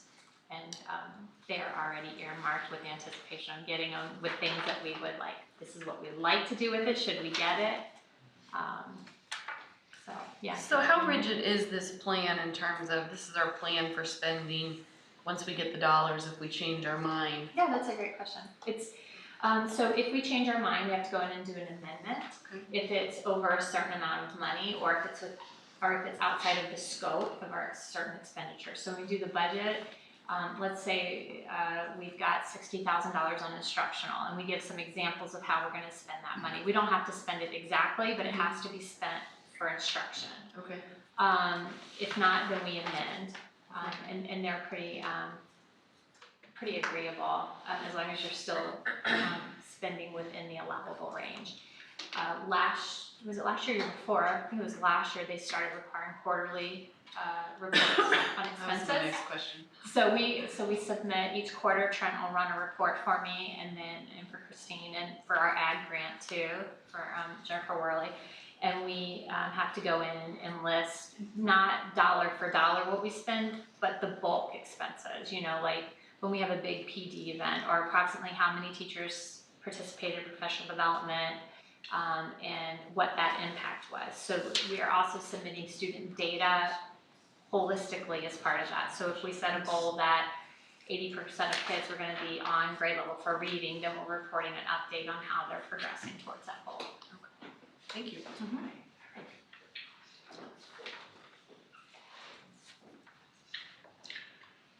Okay, any other questions for Dr. Romo? Have a roll call vote, please. Hennessy, Yes. Hendricks, Schultz, Yes. Larson, Yes. Giles, Keith, Yes. McCombs. Yes. Next item, approval of E-rate category 1 fiber special construction funding. Got it all in there, Max. I got all the words in, I'm not sure, I think I know what it means even. This means we got the grant, right? We did. So as Max, I've informed the board several times, we were applying for a grant through both the state board and as well as the federal government to complete a fiber project connecting Middletown Prairie to the high school. As of a couple weeks ago, we received approval from the federal government.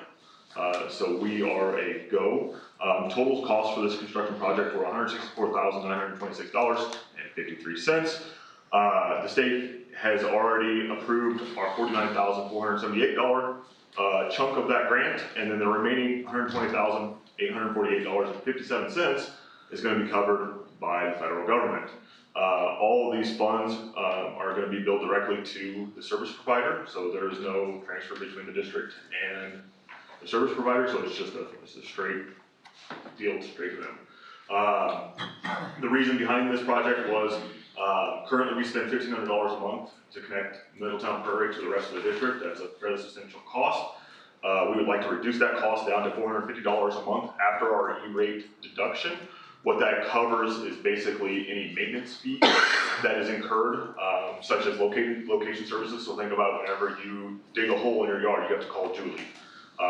Julie, anytime that they have to come out and locate our fiber, we have to have somebody come out and do that. So those $400 a month fees will cover those costs, as well as any time that a backhoe cuts a hole in our fiber. It happens quite often, surprisingly. Not to us, but in places around the country. So in any case, that $450 maintenance fee covers those costs. In addition to that, it kind of prepares the district for, at some point, if we ever decide to take the junior high offline. Currently, all of our internet connectivity flows to the junior high, and we can transition that to the high school if necessary. So it's just kind of providing us a little bit more of a safety net. So the reason why I have to come to you tonight is I do need board approval to finalize this and award the final grant to Servin, our internet provider, so that they can start construction. Questions? Superintendent recommends the Board of Education approve the E-rate category 1 fiber special construction funding as presented. Is there a motion to do that? Is there a second? Second? Okay. Discussion. Any questions? How many, strands do we have leased right now? At Middletown Prairie, 1. One. We're moving to 12. So are we going to, have to purchase new endpoint devices for the new strands? No. That's included in this? No, we already have them. Oh, you I already have have them in them? stock, so. Great, okay. So there should not be any additional costs. I don't know what all that meant, but I'm glad you two do.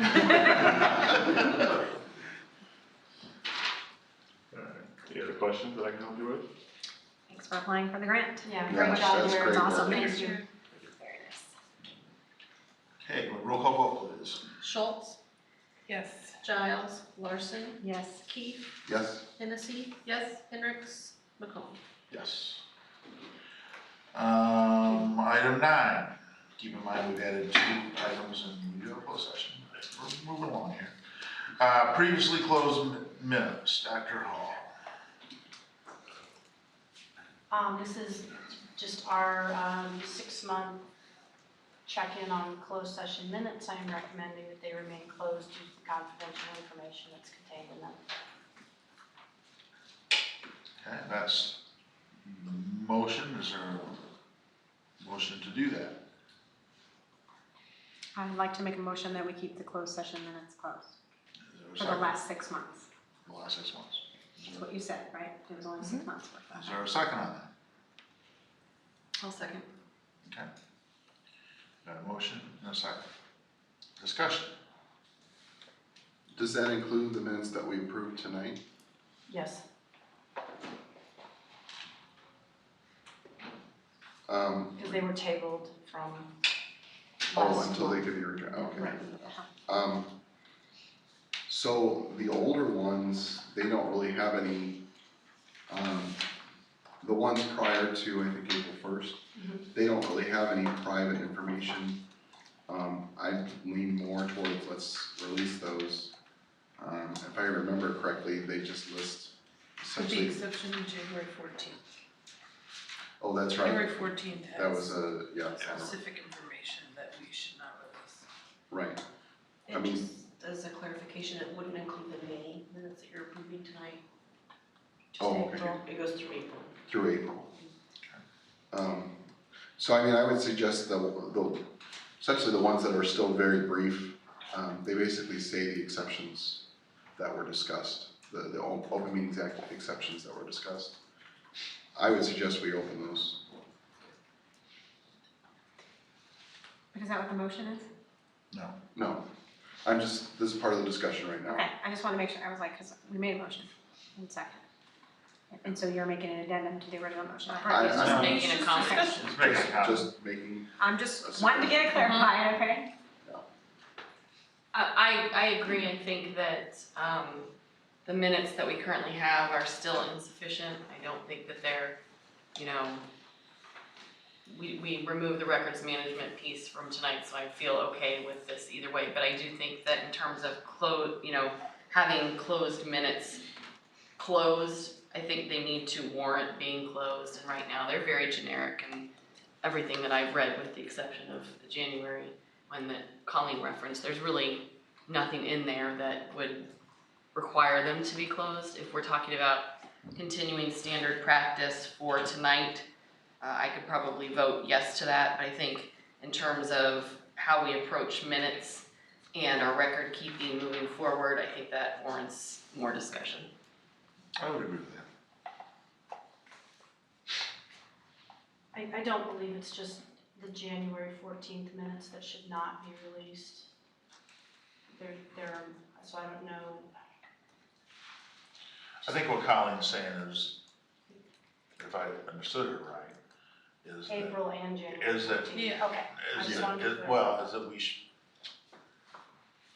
in theory, if all the minutes looked more like that, we would be keeping them all closed. I understand. As a matter of practice and consistency at this point, we might as well just keep them all closed, but we really wouldn't necessarily have to on those. Well, at any point in time, You you can can revisit open this them up issue and later release them, after we- so this is not a Yeah. forever type of voting anyway. that's a good point. Okay, any other comments, discussion?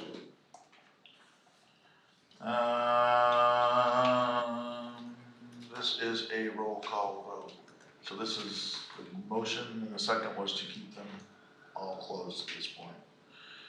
Jennifer, roll call. Keith, No. Larson, Yes. Hennessy, Yes. Hendricks, Schultz, Yes. Giles, and McComb. Yes.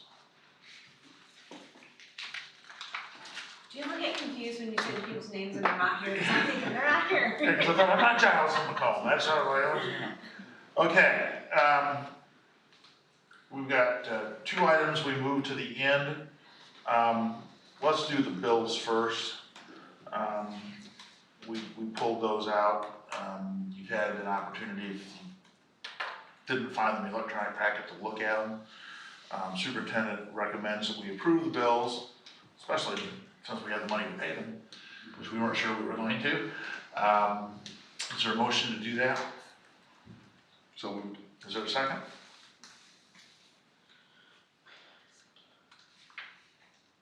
I haven't seen them, they're right there.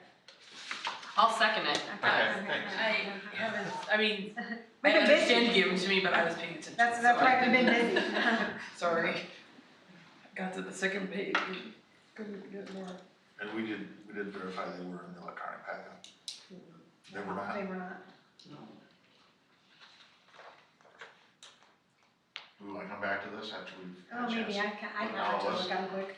Quite honestly, there's so many pages there that I'm gonna vote no because I don't feel like 12 seconds of review is gonna be adequate, so, that's gonna have to be my vote tonight. I'll vote yes. I briefly scanned all of them, but I don't want to hold up our vendors that we. Yeah, unless I'm going to hold up paying bills and then I'll just vote yes, but I think,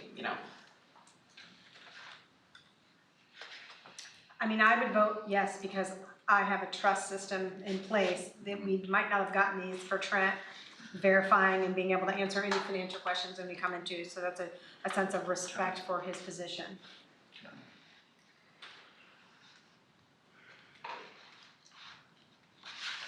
All right, let's go ahead and do it. Keith, Yes. Hendricks, Schultz, No. Giles, Larson, Yes. Hennessy, no. McComb. Yes. All right, last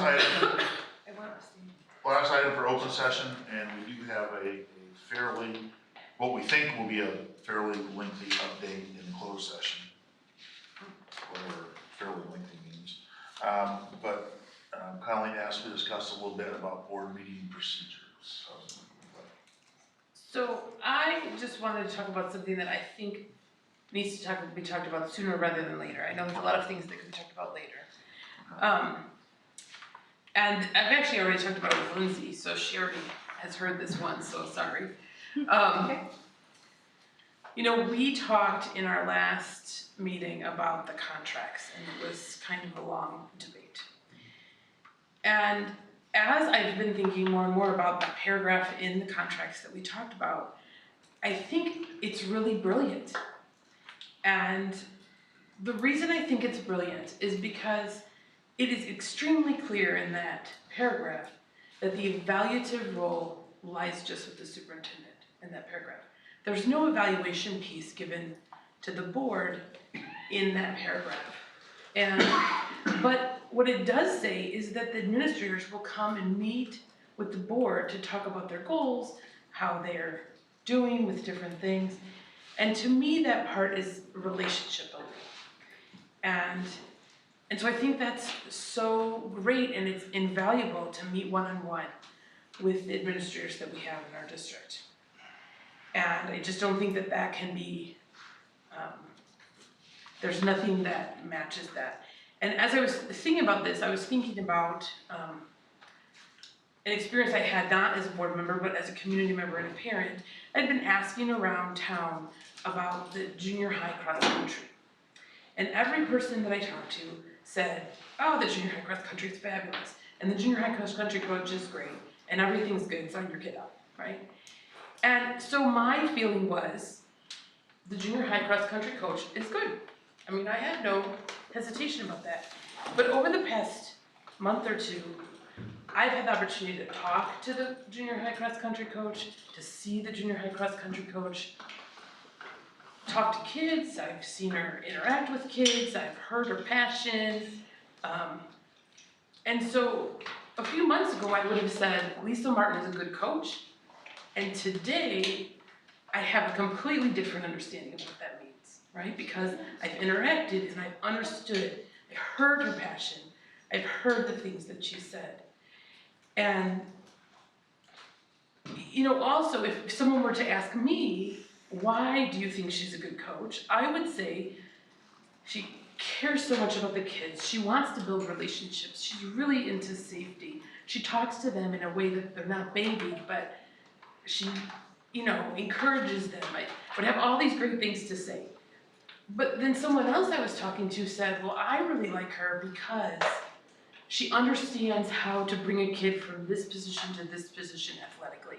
She understands how to stretch, how to, I don't know, they explained a bunch of stuff that I wasn't really into, but, you know. Ron, I personally don't get that. Running, I even ran cross country in high school, but you know, all this detailed athletic stuff about different stretching and different things.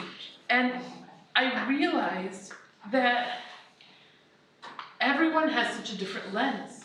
Like, all of us agreed she's a good coach. It's not that anyone's viewpoint was wrong. Everyone's viewpoint was right, but it's just a different viewpoint.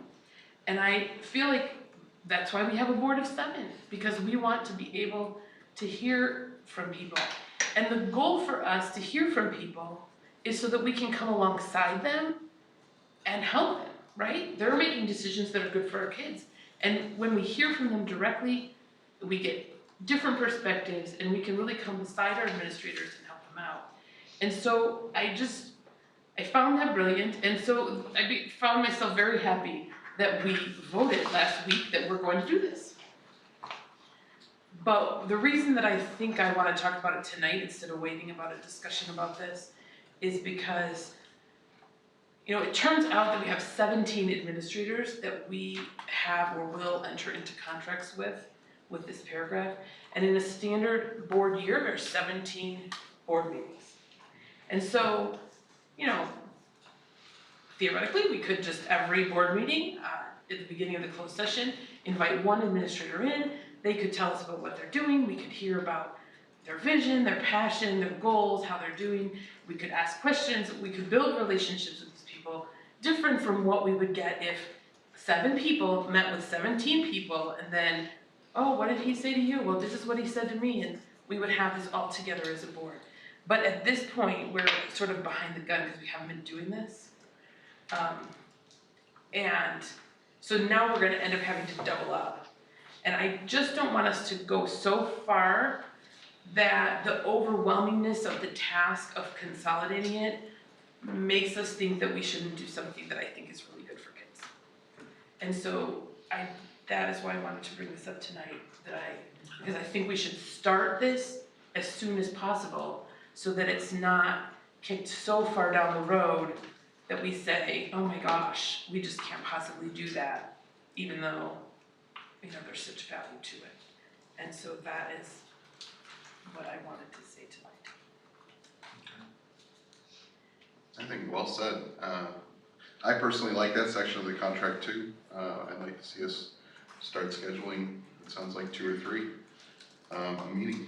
We only will have to do 1 for a couple of meetings, and then 2 is if you add it all up. And obviously, there are some people who haven't even started their job yet, so they can't be the first ones. Unfortunately, some of these people here in the front row who have already done their job for a while will probably become sooner rather than later. But I guess I want to ask questions on like what specifically, other than that, very kind, and I can echo that, having kids, but what other contributions you can make to that other than going out and soliciting? I mean, that fell in your lap. That's lucky, you know, you were exposed to it because your child must participate in that sport, but like, I would want to know exactly what our role is besides providing that feedback that you provided just now as an example. I guess what I'm thinking is, we have agreed to meet with every administrator. The reason that I told this story was not, I mean, I'll be happy to tell anyone how much I like this coach, because she's doing a great job. But the reason I told the story was because I wanted to explain that before I thought she was good. It's not that I thought she was bad or that someone gave me bad I information, caught that. but that it's the face-to-face interaction that is invaluable. So if I'm gonna come and, you know, Nicole is the director of curriculum, I'm gonna hear right from her what her passion for her job, what she wants to do, how she acts.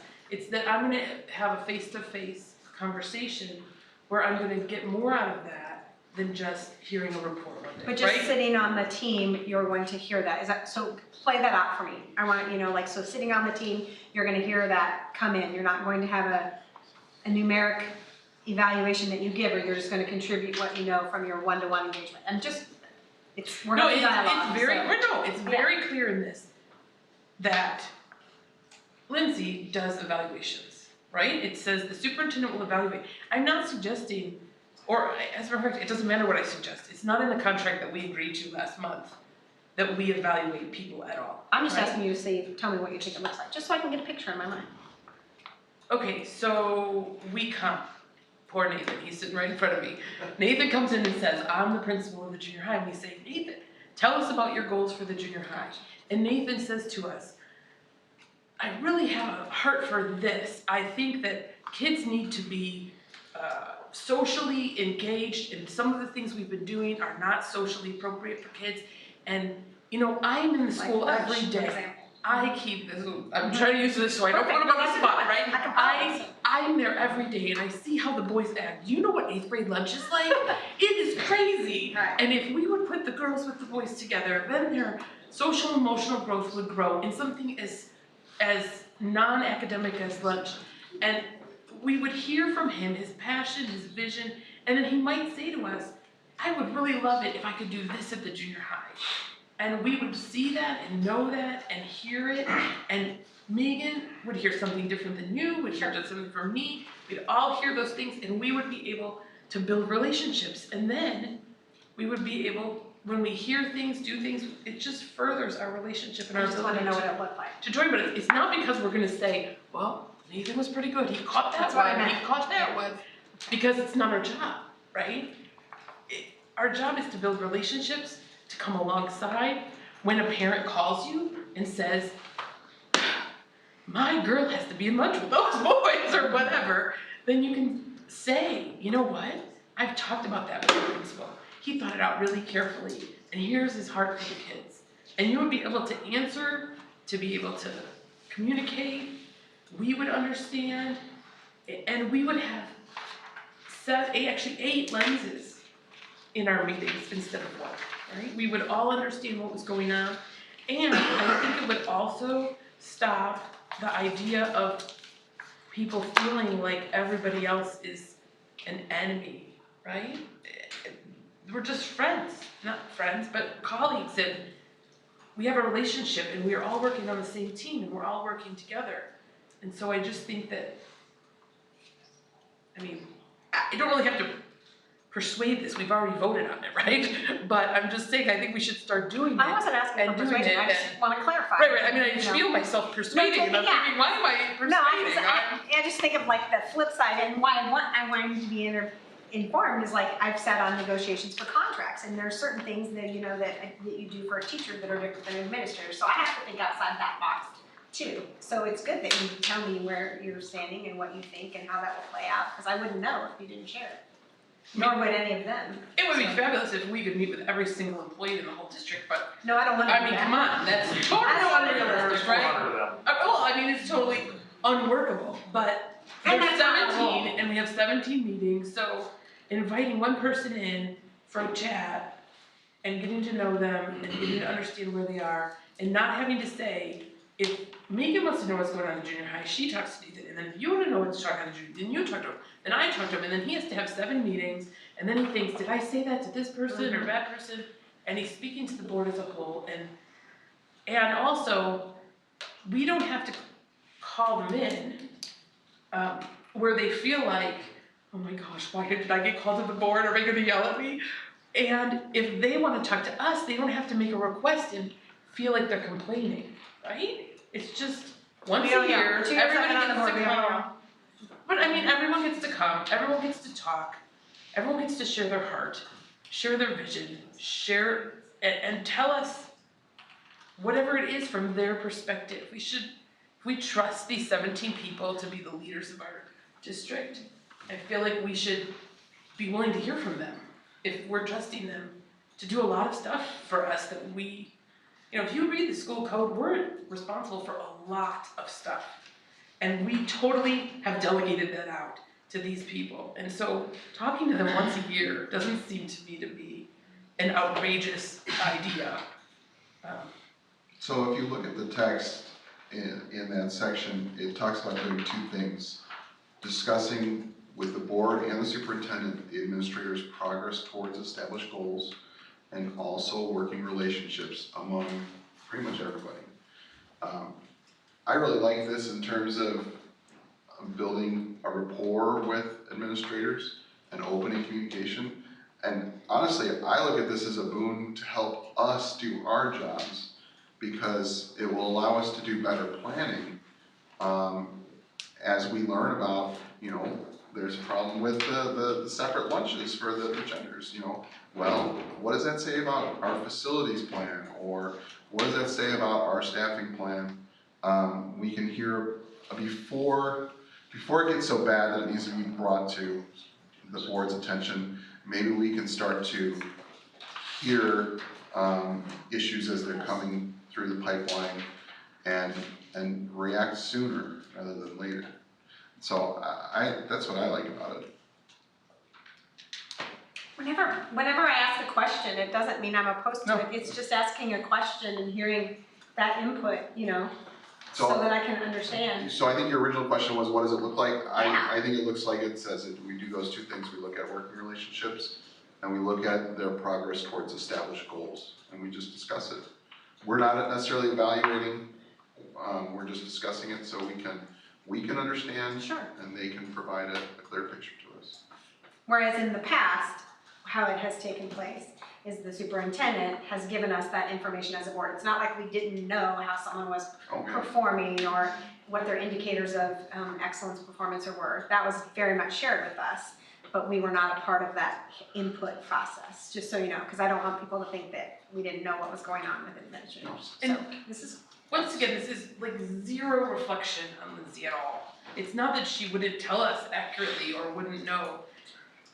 I mean, she is going to tell us through her lens the same way I'm speaking through my lens and you're speaking through your lens, Sure. right? Everyone speaks through their own lens. It's just another way to build relationships, build rapport. I don't know, I think it's a great idea that could really benefit everyone, including the kids. Okay. Well, I have something else to discuss that's under this heading, but not related to the administrator contracts. Okay. Is there anybody else that wants to talk about the administrator contracts before I bring up? I like it. Okay. I'd like to suggest that we reconsider our plans for the self-evaluation meeting in August. I don't know what the right place is to do that. As I understand it, our plan is to have a facilitator come in and we conduct that in closed session. I don't know how that decision was made, but I have some problems with that decision. I don't know if we want to discuss it tonight. I'm happy to discuss it tonight. I had a couple questions too, because I went back and I couldn't find the vote that took place, because it wasn't this board, it was the previous board that I guess agreed to this. And I have a question as to whether there's a cost for that August 5th meeting and what that cost might be. I just feel like we keep talking about August 5th, but I don't really feel like this current board has had the opportunity to discuss, what it is that we're going to do and how much it's gonna cost. So I just have some. There is a cost, it's fairly minimal. It's like $500. Yeah, and ISB recommends we do this. And we are the current board. The current Particularly- board elected are the people that made that date choice. So it wasn't the old board. Yeah, It we made was the the date currently elected board. But it's just a great opportunity to kind of talk about how we want to operate, what we want to do. Sorry, what do you mean you made the day choice?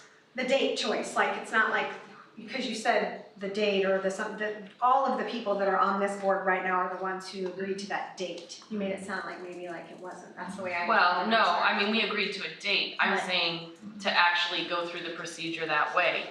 In taking the Open Meetings Act, there's very few things that you can go into a closed session for.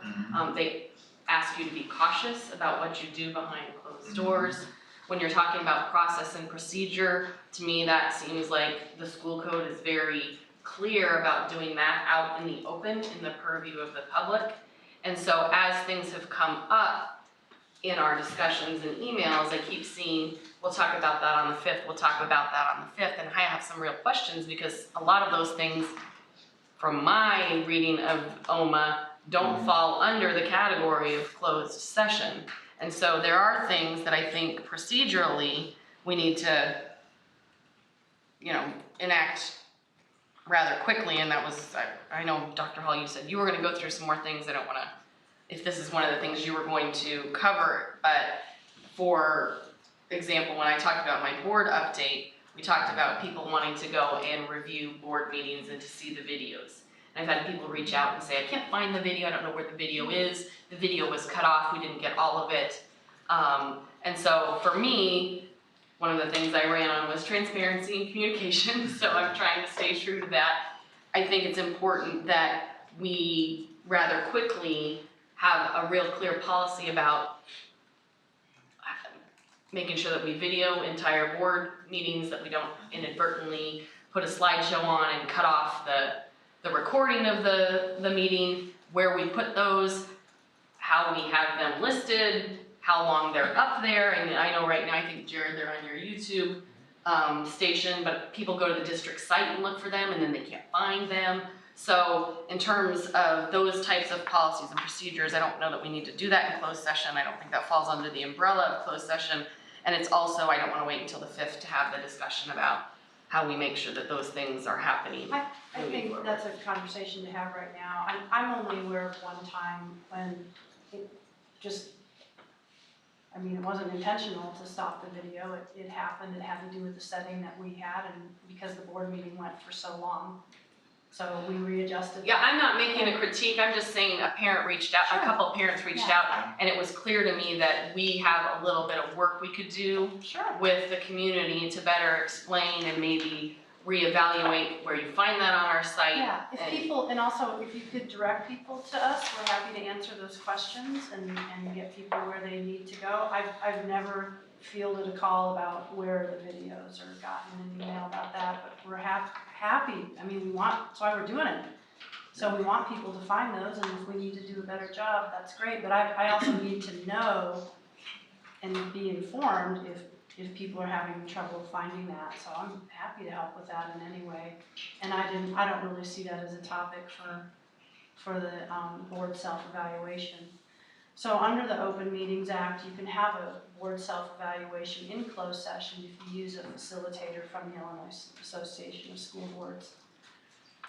So that's just a recommendation, best practice to go through periodically with boards, just to be able to talk openly and honestly and candidly about relationships and about how you're going to choose to communicate and what your working agreements are, and just some procedures.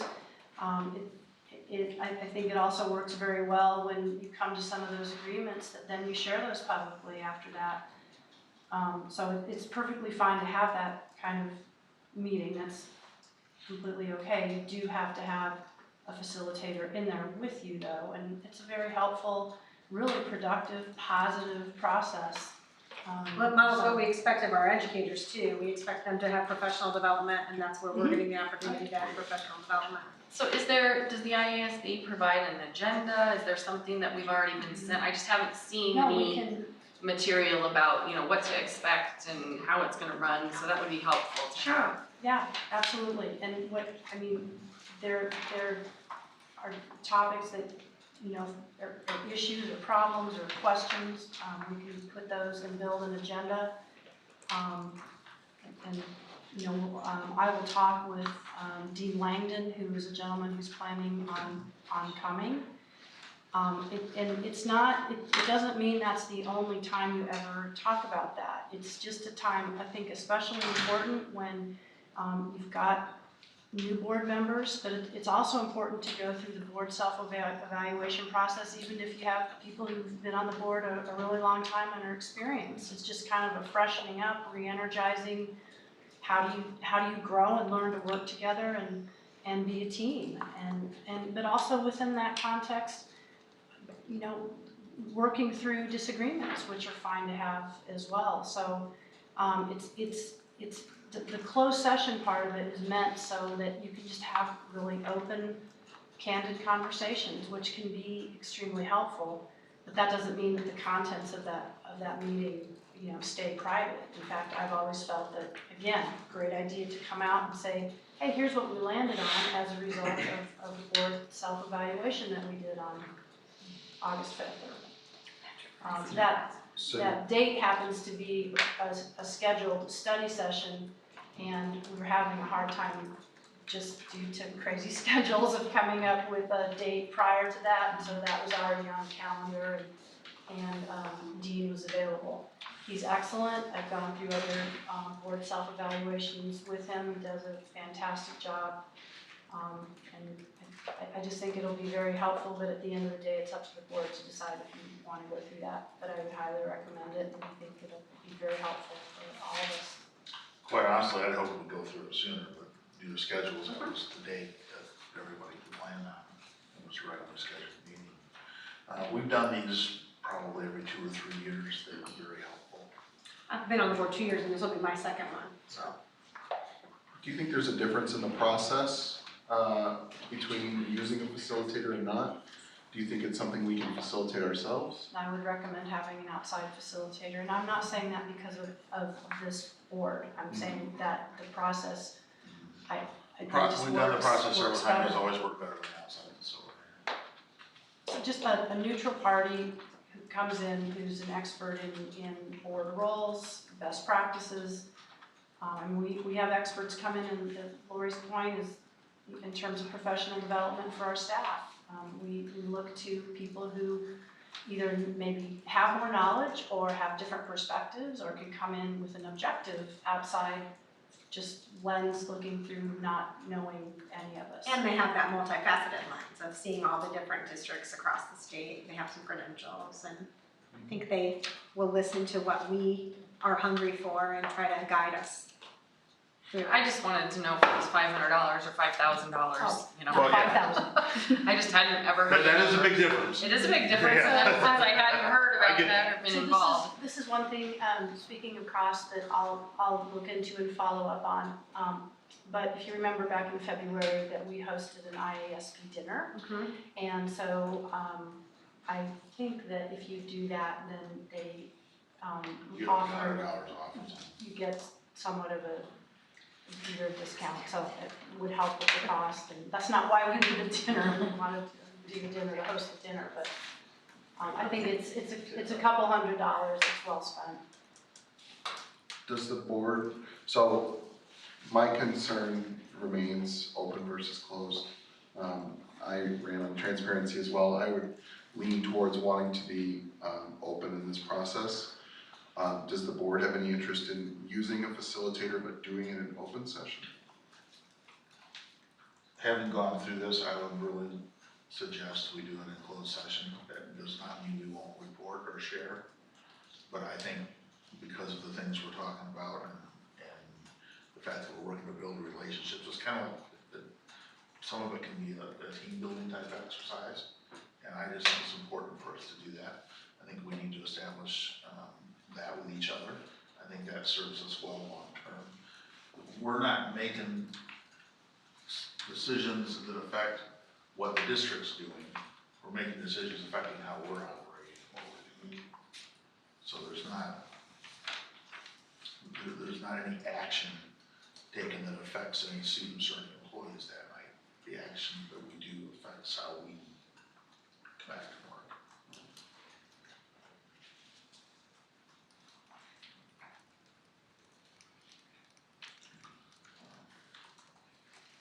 Does that help?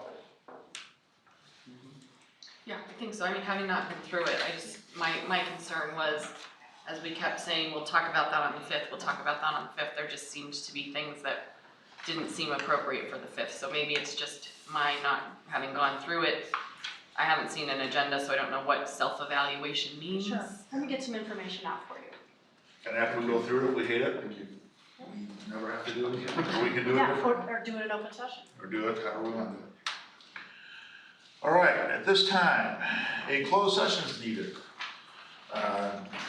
Tonight, for the placement of individual students in special education programs and other matters relating to individual students. Is there a motion to go into closed session for that reason? So moved. Is there a second? Second. Roll call vote, please. Larson? Yes. Hendricks? Giles? Hennessy? Yes. Keith? Yes? Schultz? Yes. McComb? Yes, we will take 5 or 10 minutes to clear the room. We thank you all for being here tonight. At the conclusion of this, we will come back briefly into open session only to dismiss. We do not anticipate any business.